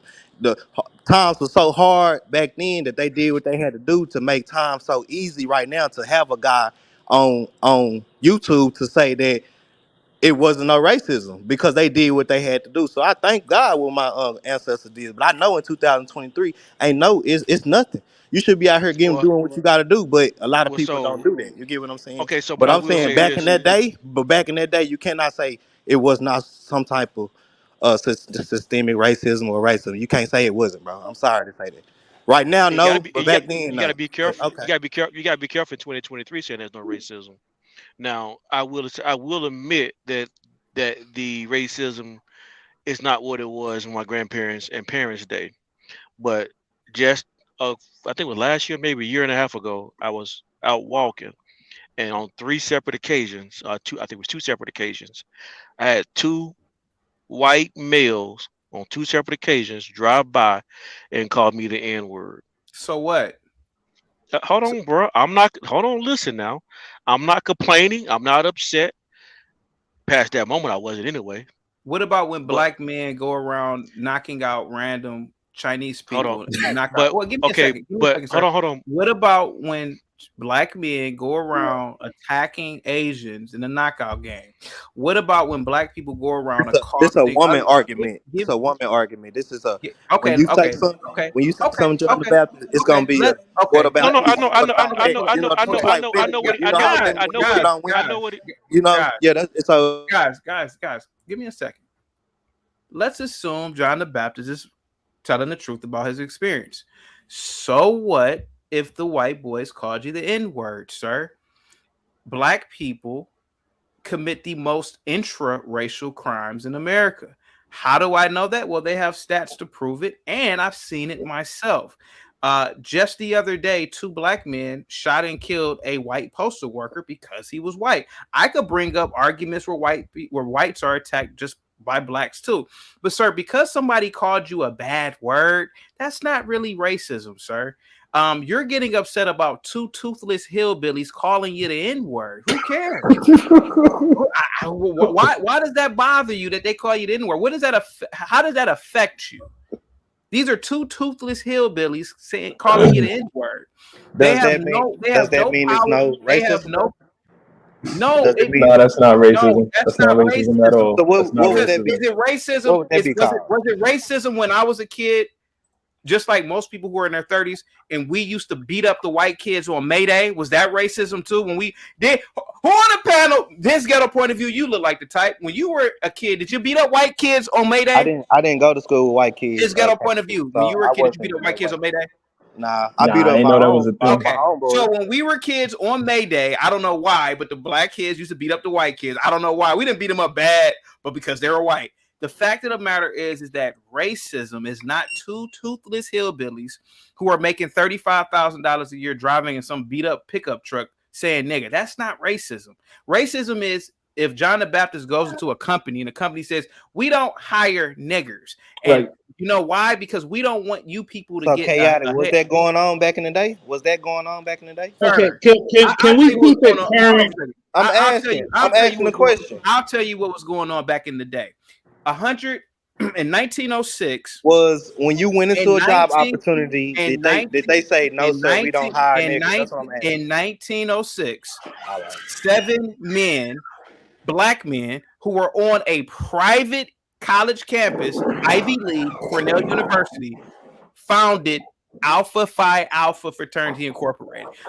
That's funny. How are they able to found a black fraternity on a white prestigious campus in 1906, which was 117 years ago? They earned their way there. They got there, and 7 founded, 7 members.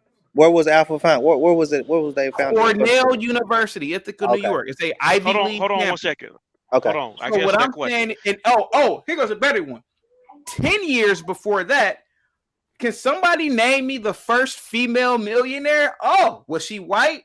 Fuck. Oh, I'm cursing. No, she was Madam C.J. Walker. Racism. No, it was I thought you was gonna leave that blank because I was gonna name that name. If racism exists at the scale at which you believe, what you're doing chaotic, black people disingenuous at best? No one said. No one ever said that all white people were racist. No one ever said that, and no one ever said. Hold on. I didn't say that. Let me finish saying what I'm saying. No one ever said that no black person was racist.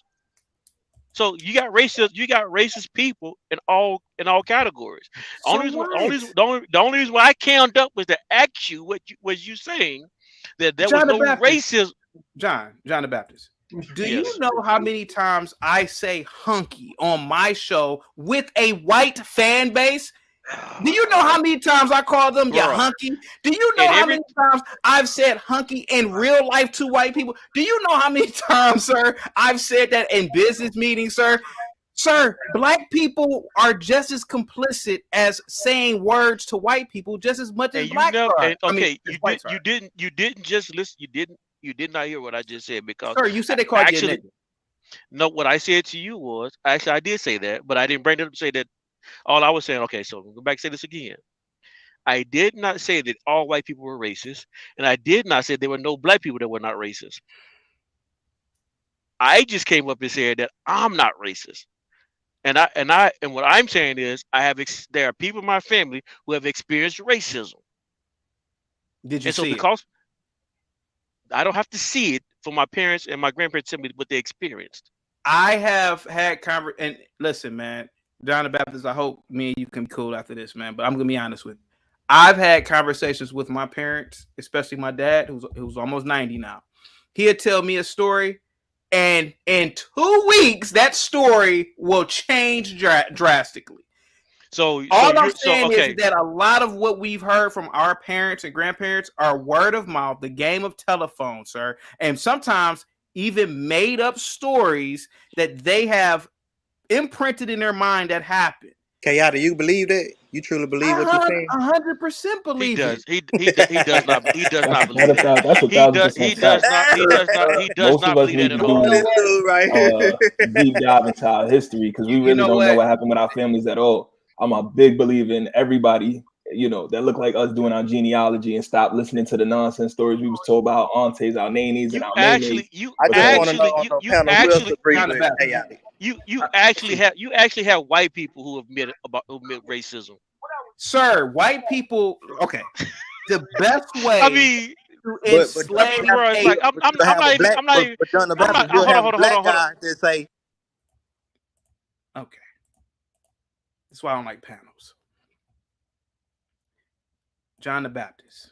The best way to enslave someone is to mentally enslave them. White people, especially liberals, they masturbate to saying you guys are struggling. You guys are oppressed. The other day, sir, I was on a panel. I'm not oppressed. John the Baptist. I'm not Can I finish, please? Can I finish? John the Baptist. Go ahead. I was on a panel. This might be risky panel. There was a light-complected female on there whom I knew wasn't black. She's telling a panel of dark-skinned black women that they are the most downtrodden women on the planet and all this stuff. And I said, isn't this funny? This white woman, this high yellow chick is convincing you black chicks that you guys are downtrodden. A black girl who was blacker than me with dreads, you can go to this channel and see it yourself. She said, oh, why do you call her white? She's not white. She black women come in all shapes and sizes and colors. I said, ma'am, are you black? She said, oh no, I'm Hungarian and Puerto Rican. I said, see, you're letting someone get into your space telling you black women that you're oppressed. Every black female on that panel is a professional, educated black woman. One of the girls was a Delta. I said to the Delta, how many of your sorority sisters are doctors, lawyers, engineers, this, that, and the other? She said, what are you talking about? That's just common. But why are you letting this white girl try to convince you that you're oppressed then? It didn't say nothing. No one they like being victims. I never keep talking about that stuff, man. I've never said I was oppressed. I didn't say you were oppressed, John. I'm saying and that so, you said that white people will say these things. I'm telling you, white liberals, sir, they have a savior complex because they themselves were lied to about blacks. So they think that they have to save all blacks. And when they meet a black like you, it's an anomaly because it's like, oh, I thought I was here to save John the Baptist, not listen to this N-word talk. Not to praise him. Go ahead, John the Baptist. I keep cutting you. Go ahead. Thanks a lot, Chaotic. I gotta go, but hey, I appreciate you letting me up. Hey, later on, fellas. Peace. Hey, Chaotic, may I speak on a news story I saw? Go ahead, sir. Okay. I saw a news story, and they were talking about the children that are in school, urban black America, math and reading is way below their grade level, right? That's because they act a fool in class. But go ahead, sir. No, hold on. Let me finish. Now, you had parents out there blaming the school. Now, I just thought to myself, I wish I would have been a reporter because I know for a fact they could quote Tupac, but they can't freaking read. And they have put the responsibilities of educating their children onto someone else. What time we talking when about? It is not Give me a timeline. Their job. They want to say they need to teach black history in school. No, you're supposed to teach your own children black history at home. See what I'm saying? Learn black history, they can't read. We gonna fail that. I'm talking about that's the parents. The ones in the one. Hold on. The ones that in their 30s that was too busy. What's that term now? Is turn up still popular? I don't know because I'm old. Is turning up still? Is that still? Leonard, are you making assumptions right now? No, I'm not making assumptions. So you know every kid that's in that school is failing because their parents 30 and turning up. Bruh. Yeah. I'm making a statement. Hold on. Let me answer him. Now, do I know every child in that school? No, I do not. But do I know of a lot of school systems with children in them that are like that in urban black America, whereas these liberal, Democrats have made the parents victims, and they walk around like in Chicago. That's not a what? Okay, what? Bruh. Assumption. It's Hold on for a second. Guys, damn. Okay, hold on for a second. Leonard, you are absolutely right. You're speaking to a person who was a former teacher. I don't sugarcoat and pretend. Most of those kids, they come to school instead of the weed, instead of the alcohol, because they're children. Their weed and alcohol is Arizona and flaming hot Cheetos.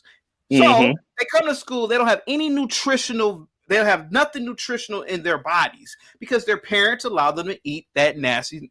They were doing it in the 90s when I was a kid. So they get to school, they've drank in Arizona, or sometimes they drink pop in the morning. So they're in school, they're all hyped up because now they have, like the weed gets you high or the Coke gets you amped. They have a sugar rush now. So they're in class. They're acting a fool because that's what a lot of these black kids do. Nobody wants to admit it, but I will because I was a teacher. They're acting a fool. They don't care about math. They don't care about science. And the tragedy of it is that a lot of these schools don't give out any homework anymore because the kids didn't do homework because the parents would rather be in front of a TV. A lot of these black parents aren't tiger parents like Asian women are. They're not tiger moms. They're not tiger dads. So they're not doing the work with the kid. They don't care about math and science either. They care about watching TV, watching Power. When I was a teacher, not a teacher at the time, but you heard parents, you heard adult blacks say, I'm going to go to a Power movie, a Power party. I'm like, what? You had parents who would focus on watching Power, then they would focus on watching their kids and mentoring their kids and having tutors for their kids. You're absolutely right, sir. Because I've been in the schools and I was a teacher in the schools, and nobody wants to admit that, but it's the truth, man. Yeah, and the thing about it is, like, when my daughter was in the process of retiring from the military, right? She's married with 6 kids. I'm like, give me 3 of them, because when you got to move all the way from the West Coast, you're trying to move back east, Georgia, Alabama, South Carolina. Kids are nothing but in the damn way. That's all. So I took 3. The other 2 were, taken by the grandma. Then nobody wants the little 2-year-old. That boy too much for, fix it, Jesus. But they were in school here with me, right? And I noticed, I thought they were playing at first. Okay, so you got homework? Okay. Next night, homework? No. Third night, you got any homework? Really? Let me look in your book bag. Nothing in there. The next day, that Thursday, I went to the school. I'm like, my grandchildren aren't bringing home any homework. Oh, we don't issue out homework anymore. What we do is we reserve the last hour of the class and they do their homework on their tablets. I'm like, well, it ain't homework if it ain't done at home. So, but that's okay. I went and got some of those books for their grade. I gave them homework. The next following, semester came up. My grandson, he won student of the month and got elected class president. Now, at first, he thought I was being hard on him with all of that. But then when he saw the success behind it, like, oh, wow. Said, yeah. See, so when I gave him back to the parents, I said, here's some books. Keep getting them books every time they move up another grade, so they're not out here running around like golf clubs, blaming white folk for their lack of doggone success and whatever they go into. You see what I'm saying? Y'all love to conflate issues on this panel. No one ever said, okay, yes, there are some bad parents in society. Yes, there are some bad people in society. Whatever number you want to put on it, dude. Go ahead, John. The issue is there are bad people in society on every side. We can call out bad parents in black families and in black communities. You want to call them liberal, whatever you want to put them, you call it whatever you want to call them. But you also in the same breath can't say there are no racism ever in American history. There are bad people on every side, in every culture, every race, whatever you want to call it, every ethnicity. There's good and there is bad. There's nothing wrong with calling out bad people that are black and bad people that are white. There's nothing wrong with calling out good people that are white and good people that are black. There are successful people and bad people in every culture, every race, if you want to put a name on it. What we can't sit here and do is pretend like one of them do not exist and the rest of them do. Well, I'm not pretending anything at all. I'm just stating facts, researchable facts. Now, hold on, bro. I didn't say anything you said wasn't a fact. What I said is you can't pretend though there is no racism because there is no racism, but there's all black parents. There's a lot of black parents. I'm not pretending there's no racism. I'm not saying you. May I land this plane quick? I'm talking about chaotic. But go ahead. Can I ask you a question? Okay. May I land this plane quick? Do you know what it's? Well, you all don't know what it's like growing up in the '70s during the "Say It Loud, I'm Black and I'm Proud" era. And you high yellow as hell with sandy brown hair, which that was me. Right now, I got a nice Georgia tan, so I'm not as pale as my normal self. Man, I called it left, right, center. I was called Oreo baby, zebra baby, everything under the sun. Your mama ain't black. I seen your mama. I'm like, my mother's Louisiana Creole. See, that ain't black. Oh, that's not black now. And this is what I went through as a child. And no one disagrees. And no one disagrees. We're not saying disagree and agree. And no one says there are no black people. John the Baptist, you were asking me a question, right? What did you want to say real quick? Go ahead. Could you address it? Yeah, please, because it's not everything doesn't have to be a debate. I thought we were having a conversation. What's up, John the Baptist? Go ahead, sir. So based on what I said earlier, what the conversation going is, you guys pretend like, okay, I'm not even saying that racism is a thing that keeps us impoverished today. All I'm saying is it existed in America. Impoverished? You cannot impoverished. Okay, we already agreed that yes, you had racism going on, Jim Crow, and all that. We agreed on that. Hold on, bro. I'm talking about chaotic. Chaotic said this. You seriously believe that African Americans are impoverished? No, I actually just said I don't believe that it keeps us impoverished today. It does not. But it didn't keep us impoverished in the past either. But sir, do you realize that blacks aren't impoverished, sir, in America at all? What I'm saying to you is, I'm not saying that racism. Let me say this again. I do not believe that racism keeps us impoverished today. And it didn't keep us impoverished in the past either, though. Bro, if you don't let me talk. Okay, let John Baptist finish. What I am saying is though, when Leonard Winter's diatribe, when he's saying that about bad black parents, I agree. There are some bad parentings in the black community. I agree with what Leonard was saying on that.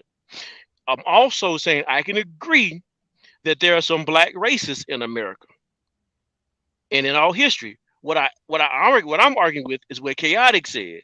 At no point in time in the history where there's no white racism in America.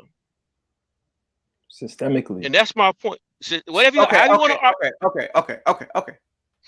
Let's assume that there was white racism in the country. Okay. And now what? And now what? Bro, all I'm saying is state the facts. Okay. And so now what? That's all. There is no now. The only reason why I came up is because I specifically asked the questions. Are you saying that it did not exist? And you said it did not exist. Sorry. That's the only reason why I came up to ask that question. Because I know how you speak chaotic. I know how you think. I just wanted to hear you say it directly. And you answered the question directly. You said it did not exist. You put us on this Ferris wheel just to talk about this shit. Are you serious? I'm saying that. Hey, bro. Hold on. John the Baptist. Who you cursing at? John the Baptist. I'm just saying that. John the Baptist. Hold on. Let me talk real quick. John the Baptist. Hold on 1 second, chaotic. John the Baptist. I'm just saying hold on, chaotic. Hold on. I got to talk to you like you my father or something. Is that what you think you finna do? No. What I'm saying is, okay. So what I haven't done to this panel, I haven't came at you and said anything disrespectful towards you. You've voiced your opinion. I've voiced my I opinion. didn't call you a bitch or anything. I just said you came up here to say this shit. You spent your time to say that. Hold on, son. Is that a problem? You can speak your opinion, and I can speak my opinion. When you spoke yours, I didn't come at you sideways. John the Baptist. Okay. So what you have to learn, what we have to learn to do is you can say, well, if I wasted your time, you can click off and go somewhere else. I really hate that. No, I'm not. I really okay do. Then. So I'm gonna keep talking to Chaotic, and you be quiet in the background, please, sir. Go ahead, Chaotic. John the Baptist. I'll talk when wait a minute, hold on. You don't run this panel, sir. In my opinion, I don't think that slavery existed at the scale that has been presented to me in movies, professors, any other educational arena. I don't believe it. I do believe slavery existed, but I believe it was strictly commerce. I also believe that slavery was a human behavior that's been a human practice that is still being practiced today, and it was practiced thousands of years ago. And truth be told, we can even say that the white man stopped slavery. So I can't sit here and say that these people are that superior to the point where they're buck breaking and they just had big giant fish nets in Africa taking black men. I don't believe that African men were that soft and stupid. I just don't believe it. And I just refuse to believe that whites were just running around Africa with big nets. Oh, here goes one right here. I don't believe that. No. Okay, so you conflated two different things again. So if you want to make the argument that slavery, cool, make the argument. I didn't even go back to slavery time. What I went back to was Jim Crow era 1930s and Jim Crow era of 1950s and the 60s. Okay, and I spoke on that, and I just said, and I asked you a specific question in the beginning. I already asked the question to you, and so you answered it. You said you don't believe there was any racism, but now what you're doing now, you're putting context to the question. I'm not gonna hold you to that because you already asked the question. I believe. No, I get you. That you believe that it doesn't exist in the scale. John the Baptist. You said the scale. Yes, sir. I believe. You sure can. Go ahead. Let me just ask one quick question, CT. If there was so much racism and people so oppressed during Jim Crow era, how come there were more black families that were affluent and that were together? Like there were more marriages, there was much more opportunity, it seemed, for families and communities to succeed during the Jim Crow era than now. How could that be in such a racist, chaotic, toxic environment? Okay, so to answer the question, you can have racism and people still have success. Then it wasn't affecting their lives. Hold on, no, brother. Okay, you asked two different questions, but I'm answering the question. You can have racism, which it did exist, and you still have people that thrive. What detriment did it do to the community then? What detriment? What of a detriment was it to the community then? Okay, you asked me a different question now. Because the question you asked me first was, how can you have racism and success? You can have both. You can have racism in society. No, I said, how could you have it be so detrimental? That was the full question. If you're gonna answer the question, answer the question. I answered your own version of the question. The whole question was, how could it be so detrimental to the community? You asked the question. Okay, the first question, you asked the first question, then you asked the second question, because you moved the goalpost. Because the first question you asked is, how can I move the goalpost when I'm on my own question? I'm gonna tell you even engaged in this nonsense. I'm gonna tell you why you moved the goalpost. Because the first question you asked is, how can you have racism and success? Then when I answered that question, then you came back and said, how can it be detrimental? John the Baptist. So now, no, hold on. This young man asked me a question. Now for the answer to the question, but you're not even answering the question I asked you. I asked you. Yes, he did answer the question. He did. You asked two questions. And I'm answering the second question. Answered it, bro. Now you run the tape back. I asked a quite very clear question. It doesn't seem like it was clear. That's why I hopped back on, bro, because I heard what you said. That's why I hopped back on, because I heard what you said. So he answered. What did I say specifically? The first question you asked me was about racism and success. How can no, you have that racism wasn't the and question, sir. I paraphrased the question because I don't mean word for word how you I don't need you to paraphrase. I need you to specifically answer my question because you're paraphrasing and getting it wrong. Can I answer it? You gotta come back in and out, man. Your phone is acting up, D. Oh, my bad. I'm about to come back. Yeah, just come back in and come back out. John the Baptist. His Hold on ghetto. for a second. We're going down a long road here. Hold on for a second. John the Baptist. Let me just me and you real quick. Just me and you. I'm gonna come from a neutral playing field here. I'm just gonna ask a question. Let's assume, sir, let's use your imagination. I'm an alien from a different star system. I've come light years to this planet, and I've observed this culture, particularly Western culture.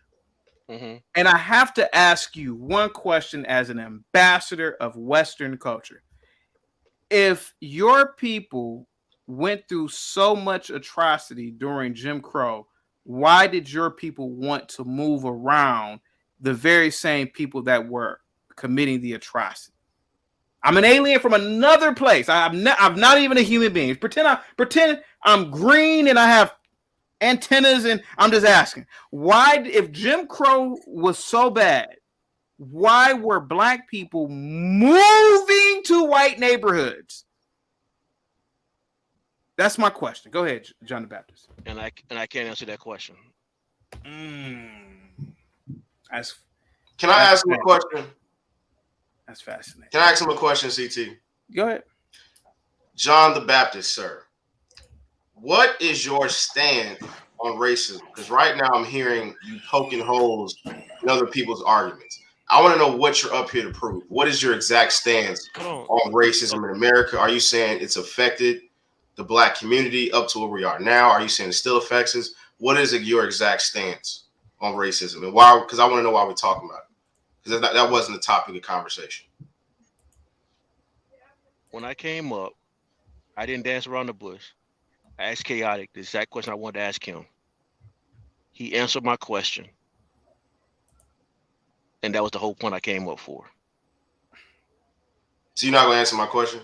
That's not an answer to his question he asked. He asked me. Go ahead. Let him. Could you ask his argument one more time and ask it slowly? I didn't have an argument when I came up. I had a question. I asked you John the Baptist. He asked, the other gentleman asked you a question, a direct question. I understand why you came up here. I asked what your stance on racism was. We've been talking about this for a while, and it wasn't the topic of conversation. So I'm assuming I didn't come up here. I didn't know what I'm. Okay, what you're not going to make me do is answer a question that I did not come up here to ask, because I didn't come up here with a stance to support or against. I just wanted to come up and ask logic. Chaotic a question. So you don't have a stance on racism? Not one I'm willing to share right now. No. This is a panel. This is what we do. We share ideas. Okay, that's what you came to do. I came to ask Chaotic a question. So you're done with that question was answered. We no longer have to talk about racism. Is that what you're saying? That type of conversation is over with. For like I said, I came up to ask Chaotic a question. I got Chaotic answer the question. Let's move on, man. This is becoming pointless and circular. John the Baptist, what say you about Chicago, man? I have no opinion about Chicago. Oh, I got a whole lot of them. That's where I'm from. I'm not gonna lie to you. I have two words that came out in my brain. It starts with M, and the second one is F. But yeah. We talked about John the Baptist. John the Baptist. Can I ask you a question? If I were to say something about our hunter and gatherer ancestors from 50,000 years ago, would you have came up on the panel and asked me a question about them? Or about what I said? If you asked about hunters and gatherers? Yeah, our ancestors 50,000 years ago were hunters and gatherers. If you'd said something that I had need a further clarification on, I would have came up and asked you for further clearance. Okay. I feel like with slavery, I feel like it's so deeply programmed in the psyche of people, not just blacks, that any type of questioning of it's kind of like a program, like like when you put a virus in a computer, it's like the computer can't take it. It's like, oh, we have a problem here. So it's just like when I said that Maya Angelou was a hoe, and I had people emailing me. They're like, "What?" I'm like, "Yeah." I mean, she wrote about it herself. But that's not mainly taught in the schools, though. It's just like when I said Harriet Tubman. I think the story was over exaggerated. People couldn't believe what I said. I said, "What?" Like you don't honestly believe that this 5'2" woman with an Elmer Fudd musket was going around like a superhero saving people? Like y'all, right? But her man was actually doing all that shit for her. See, now that makes more sense if she had a man. She had a husband, but they don't want to tell you that. But she actually had a husband. See, now that makes more sense. Go ahead. And the story they teach in school is that her husband actually did not want to help her in that. Right. You know, so it's very much right. But so it's very much it's actually a lot of programming, and it's a lot of wrong programming that's going on. But I don't know. I just like I say, man, y'all got your own opinion. Y'all can feel how y'all want to feel. That's cool. Hey, it is what it is, bro. You know. Detail. It seems like you picking and choosing which programming you don't want to subscribe to no more. Yeah, words mean things, right? Now, correct me if I'm wrong. Wasn't it called a slave trade? Right. Yeah, okay. No one's arguing that. But let me say this: slave trade was everywhere. Must everything be a debate? Now, you hear me, it was a slave trade, right? Yeah, yes, that was everywhere. It was not. Hold on. Let me land this plane. Yeah. It wasn't a slave holocaust. What be careful. Be careful. So okay. So you saying? hold on, bro.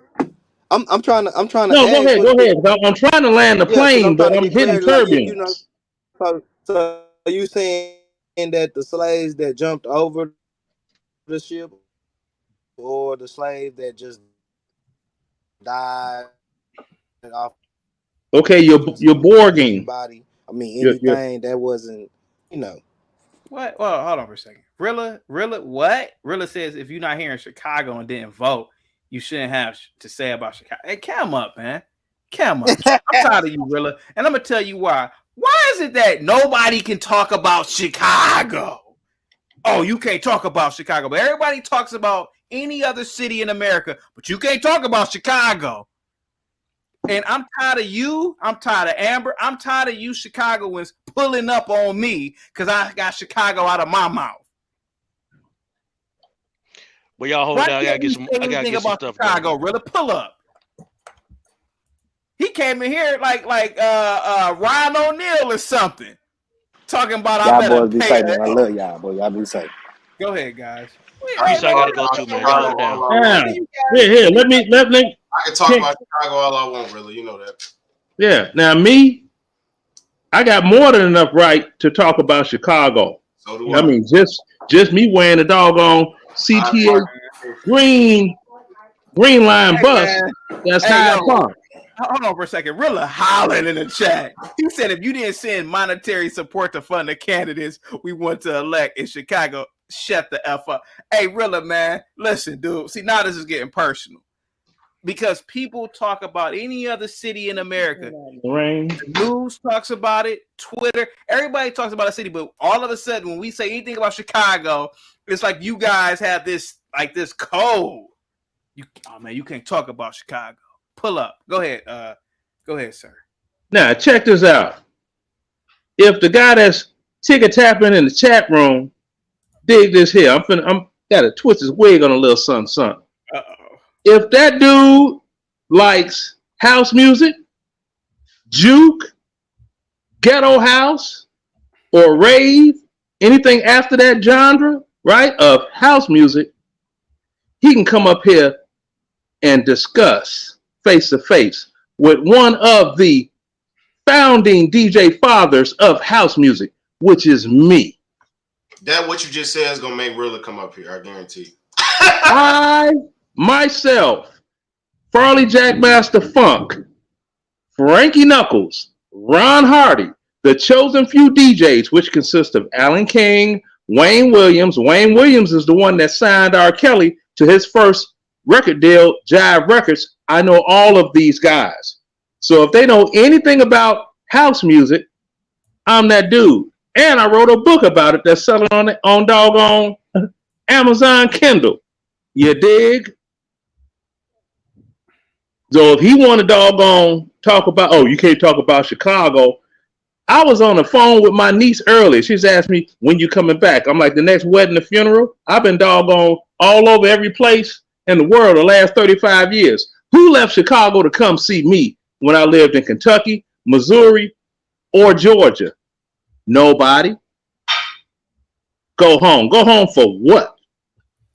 Y'all come see me. Come get some of this peace and quiet that I got going on. Minus it started raining, so if my internet fails, y'all know what happened, okay?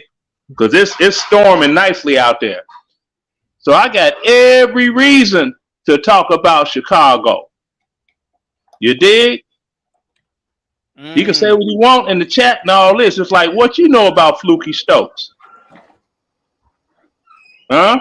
I'm shocked really ain't came up by now, because one thing he gonna talk about is music, especially Chicago. Yeah, you know, really, that be the topic of national news right now. That's why. It's always you know what? Compliment. Peep this out. Y'all can pull this story up. Last week, 24-year-old sister, Chicago police officer. I did a story on her. Yeah, Ariana. Yeah, got ambushed. But you know what? You ain't see nobody walking around with T-shirts talking about say her name. Never. Yeah. You didn't see that. You didn't see that.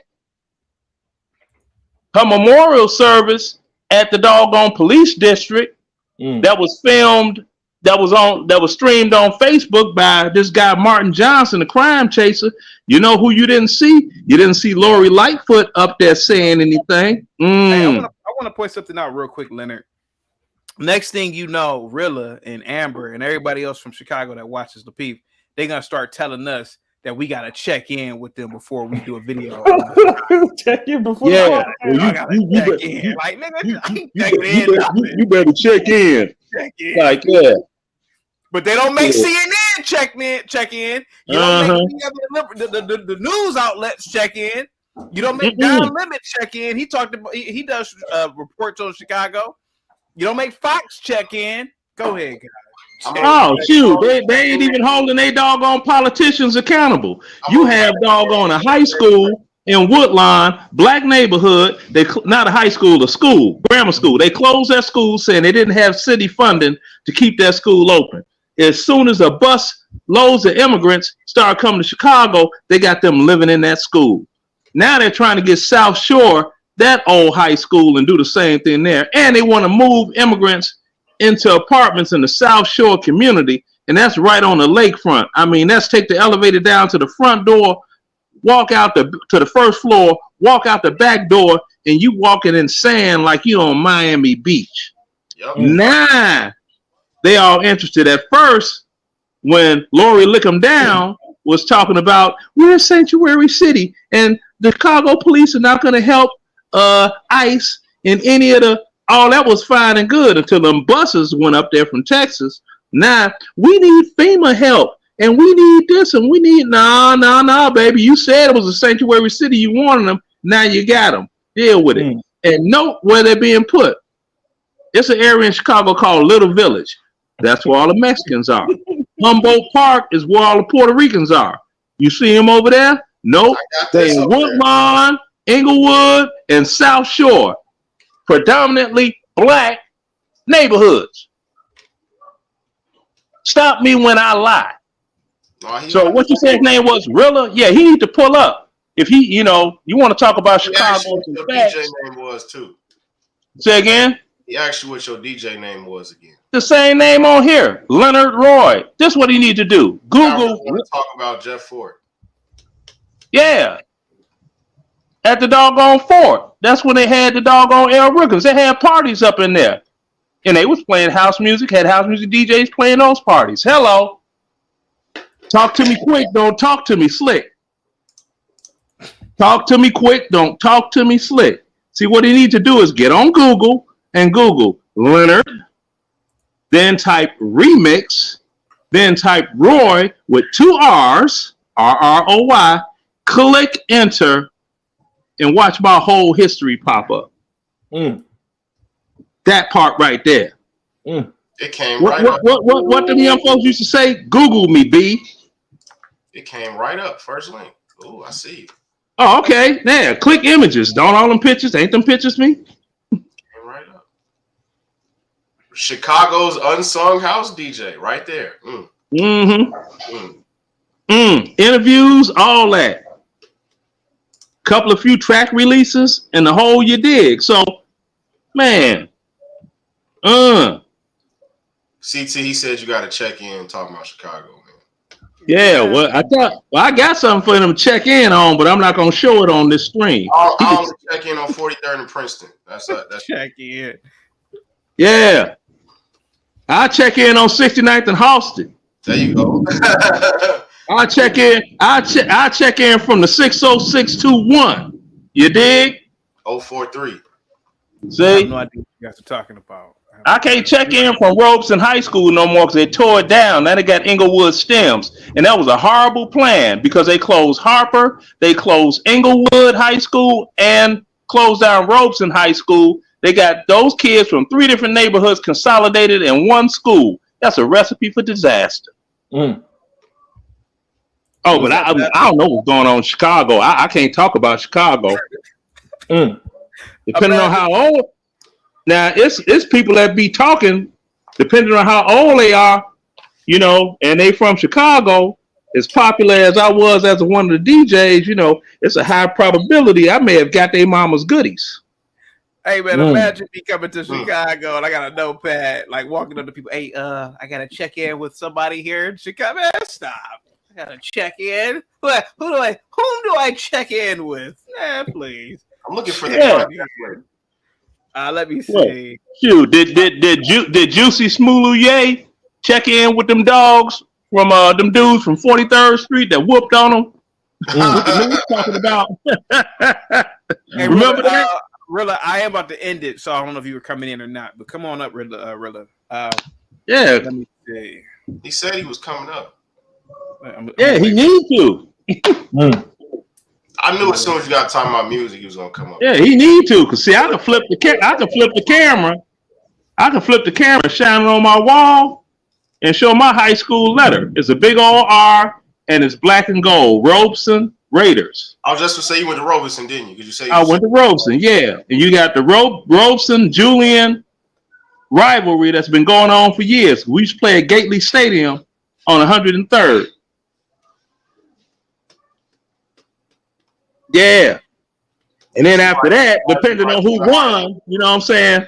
If our school was ahead of Julian, we'd be trying to get out of Dodge because we know we got to make it past that McDonald's on 103rd to get the bus, or we subject to get whooped. Because that was their hood. Then you had Corliss High School. You had Corliss High School right across from there, and Corliss didn't win a damn thing. Leonard, give me a second. Ash with the $100 super chat says, Leonard Roy, much love, brother. Born and raised in Chicago, Chi-Town, Inglewood, South Shore, in the suburbs, Robbins. Love house music is my heart. Left Chicago in '99, live in Texas.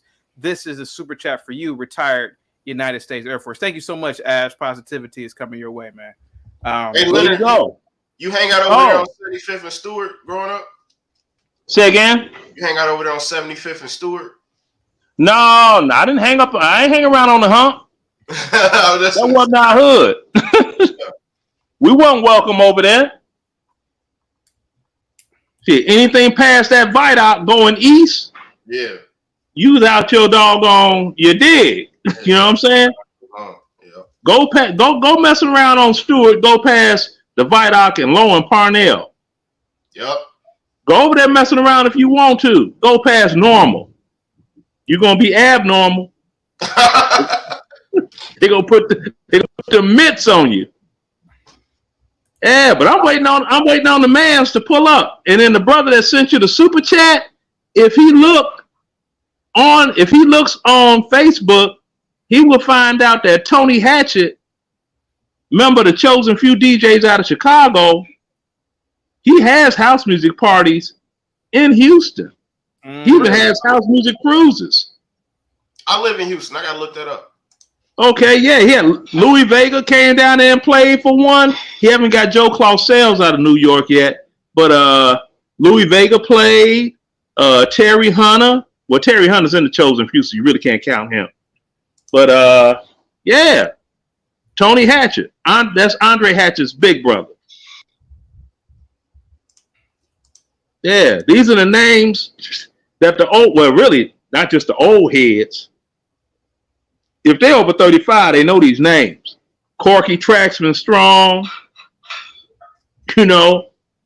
which I know some of these names, but I ain't heard all of them. Yeah, that's the generation after us. DJ Chip, DJ Thaz, Bulu Master. Well, guys, I gotta end it though. Thank you so much again, Ash. This, it was great, even though we kind of got derailed, but not in a bad way. Well, I guess any type of derailment is bad, but the whole race conversation. But I think we touched on a lot of good topics with the Chicago situation with the illegal immigration. Speaking of illegal immigrants, who is the hottest Mexican woman you've ever seen, by the way, guys? DMT, keep it real. That's tough. Selena. I think Selena's pretty hot. She passed away. I was gonna say Selena. She passed away, yeah.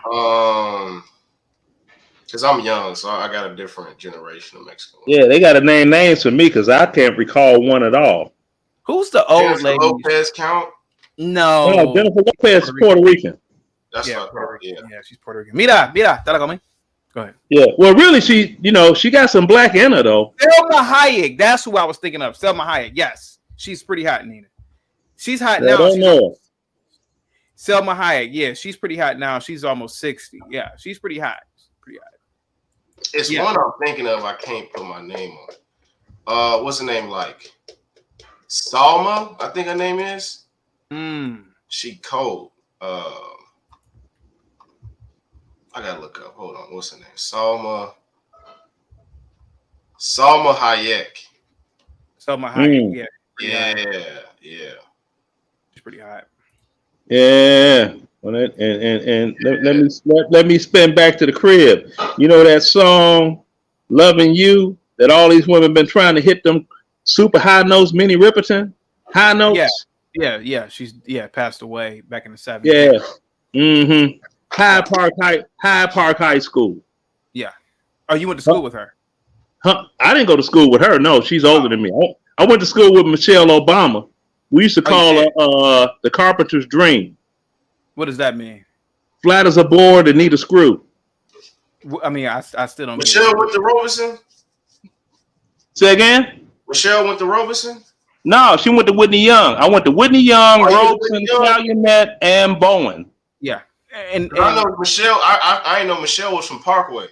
Yeah, she's from Parkway Gardens. Parkway. Hell, if you look at her prom picture, look at what she wore for prom. You could tell she's from doggone the projects. Yeah, she's from the projects. If you don't know what Parkway is, it's Parkway Gardens. Yeah, I mean, hell, it's O Block. That's where Chief keep all them from. She's from the same buildings. Yeah, that doggone dress that she wore for prom looked like she bought that at Rainbow. CT to today's standard. I was like, ooh, the ghetto of it all. Then the thing I want to know is, who was that Ray Parker Jr., Tom Selleck, thick mustache looking dude that went on prom with her, that was standing there taking a picture with her like, can we just get this over with because I got stuff to do? He didn't look happy. She was smiling. He didn't look happy. She couldn't get a prom date at school. At all. You said she couldn't get a prom date? Crazy. You know there's a rumor about her. I wonder if you can confirm that. Am I saying her name right? Dalia Miranda. I have no idea. Chicago, I hope you guys get a whole bunch of illegal immigrants. This is what you asked for, by the way. I hope that Governor Abbott sends over a truckload every weekend. I support illegal immigrants being in Chicago because, hey, that's what you voted for. And I'm going to start supporting any Democrat policy or whatever you guys vote for and moving forward. So if you guys want women, if you guys want men to play in the WNBA, hey, I support that too. Because this is what you guys want. I'm just going to sit back and watch, and eat my popcorn and watch society burn. Any last words, Leonard, real quick? Yeah, I supported same-sex marriage, and I'll give you my reasons why. You got to be quick, though, because I got to hurry. I'm going to be quick. For years, they doggone For years, they built wealth and all this other stuff, and then they get upset. They just go their own separate ways. I was like, no, I want you in legally binding contracts so you all could go through the same thing we go through when we get divorced. You want to be legally married? Fine. Be careful what you ask for, because now you got it. But Brittany Griner, what she say? I don't have to pay child support for them 2 kids. 2 women can't make babies. No, that was a mutual contract agreement. Paying child support on both these here. Did you see Brittany Griner standing up there pledging allegiance? I know you guys don't watch the WNBA, but she was pledging allegiance. Yeah. Oh yeah. A little time in the Russian prison to do that to you. Thank you so much, Leonard, man. Peace. Beak with the $20 super chat. Thank you so much, man. Beak, really appreciate you. And you too, Ash. Thank you so much once again, man. Good seeing you. Any last words, his ghetto point of view, sir? Go ahead. Nah, man, great show. Check out Thalia Miranda. I'm probably butchering her name. I can't spell that. Yeah, I don't speak French. Thalia. Yeah, but she's like a Thalia. If you just look up that. Yeah, Thalia. She's like a super pop star in Mexico. Man, well, she's old, but yeah. She ain't better than some. She's a little older. Salma Hayek. Salma Hayek, she ain't better than her. To me, she looked better than Salma Hayek anyway. They're both beautiful ladies. You know what I'm saying? But great show. You know did you guys feel like, I know Leonard's left. You he got the drinking, just talking. I agree with him, but he's that dude that gets drunk and he just talks. And I rock with Leonard for that. I rock with him for that. Salute to you, Leonard. Thank you so much for getting the glass out instead of drinking out the bottle like a caveman. He's on there drinking out the bottle. But go ahead, his ghetto point of view. He's from Hartford, man. Y'all gotta excuse him.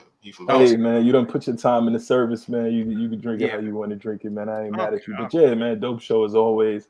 Salute to all the vets in the chat and everybody that popped out and supported. This is a great platform, and CT, you definitely do an awesome job to really bring great content to the airwaves. There's a lot of people that regurgitate the same stuff on a lot of their channels, but you try to spice it up. So I do appreciate that.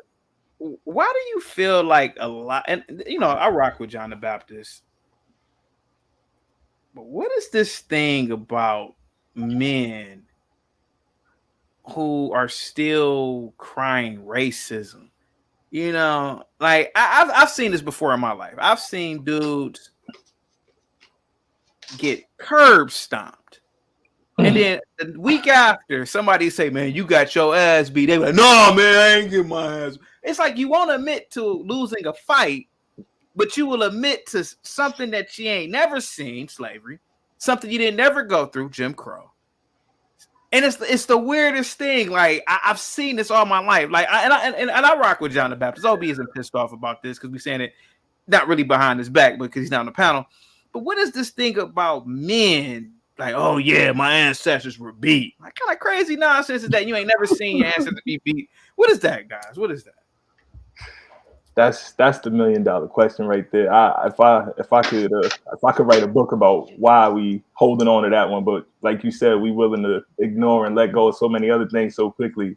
Man, I think I'll be a New York Times bestseller. I swear to God, because that one doesn't make any sense. That really doesn't make any sense. We've gone through so many other things, like you said, that we normally just let go, let slide off our backs, try to just move on and move forward. But yeah, for one reason or another, that one right there. And like you said, the theories are still out on that one, So I don't know why we hold on so dearly to. Maybe it's because we were sort of so young, you know what I mean? Like a lot of that it's the school age stuff, I think it's like if you tell somebody who's 21 that they were enslaved or their ancestors, they were like, oh, okay, right. But when you tell them like 6 and 5 years old. It'd be like some sweet old lady telling you, oh, your parents and your great grandparents, they were chained up in this boat. it was so sad, baby. You don't want to think that little Miss Mary from back in pre-K was lying to you, because you know that might really traumatize you. Yeah, it's like with Santa Claus. Like they have to tell you this nonsense when you're young, because when you get older, it's like, hey man, what kind of crazy story is this, man? Somebody's like, man, he come in my house, he's getting shot. So what is this, man? It might be the youth of it, man. Like, you know, you don't want to remove so many things from your youth. Yeah. Yeah. I don't know. That's a very good question, though, man. DMT, what's up, man? Any last words? Salute to the panel, man. Great show as usual, CT. Salute to everybody from the Chicago land. You know, I'm all the way up north from the pole where it's cold, all the way out west, 290, over East State to the lake, South Side, Inglewood. You know, all the way down to Calumet City to the suburbs, out Sauk Trail, Kankakee. You know, shout out to everybody. But I would just say we got to choose better, y'all. We got to pick better people. You got to choose your politicians wisely. Vote with policy, not with color. That's why y'all in this situation. I feel for my family back home. That's why I'm here in Texas, nice and cozy, conservative Texas. But yeah, man, great show as usual, CT. I just hope we can have some solutions going forward. But you know what it is. People ain't gonna learn, so we just gotta let them deal with the consequences. What do you think about Ja Morant? Like, I know the NBA can't technically force a trade. I know it's against the bylaws, but I think there needs to be an exception. I think that the commish, is it still Adam Silver?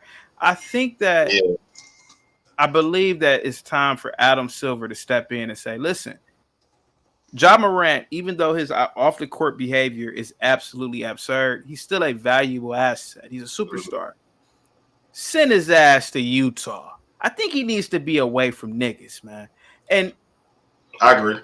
He needs to be somewhere where it's just white. Because, you know, a lot of black people don't show off. Black people ain't showing off in Utah. You can't, you know, I never had this, but you're not that inclined to drive your Lamborghini to downtown. Is it Salt Lake City? You know, Negroes want to show off in front of Negroes. Look at my Lamborghini. You know, I play in the NBA. But see, if you're in Salt Lake City, Mormon girls don't care about no Lambo. They care about God. That's what they care about. That's what they care about. Look, to be honest, man, the problem with Ja is he's checked in, as you would say, with probably the culture out there in Memphis. You know, as soon as he got brought on, he probably checked in. Don't tell me he checked in with anybody. Tapped in with some of the gangsters out there. He probably been to a couple of the projects. So, and that's what happens with a lot of these, you know, black athletes when they get on whatever city they in, especially if they come into LA or Memphis or Chicago or Atlanta, you know, they get tapped in with some of those, you know, gangsters out there, and they feel cool, they feel safe. They'll tell them, oh yeah, we got you, bro. Like, you, whatever you need to do, we got you in Memphis. You know, ain't nobody gonna touch you out here. You know, you good. That's how they get them, and then they get them feeling this like they Hercules. They think they're untouchable. So Ja is a product of our bad subculture, the damn music, because you see what he was listening to while he was doing it. It's something about, I tell people the music, man. Y'all think music don't influence people. It's something about a Young Boy song. It's something about a Chief Keef song. When you hear that finito, is there something in your body that's gonna make you want to grab your pistol, grab whatever gun you got, just wave it, because it's like that's the energy the song give you. So that's what you're gonna emulate, right? And people who say the music don't influence, you crazy. It do. So I think he's a product of all of that, and he just got to learn to get around the right people. Now, I think he gonna continue to do what he's doing. Like, he ain't gonna change that behavior. I think what he needs to learn moving forward is how to not let it get out in the public. Stop going on Instagram Live with it. Stop letting people be around you with their phones. You know, if I was him, I'd have a no phone cars. Collect phones when people around you at your crib. They're in the car, collect phones. Like, unless y'all on the GPS. Only one phone available. Like, he gonna have to start moving like that, because if not, this is gonna happen again. So I think they're gonna suspend him. I hope they do it for the whole year. I don't want to see a black man lose money, but he got to learn a lesson, man, because He to Does do he it a lose his month salary? later. He doesn't lose his salary if he's suspended, right? I think they can suspend it without pay. There's certain it depends on how his contract's up, but they can definitely suspend it without pay if they want. $170 million hanging out in the projects. He already missed it because he ain't make the All NBA team, right?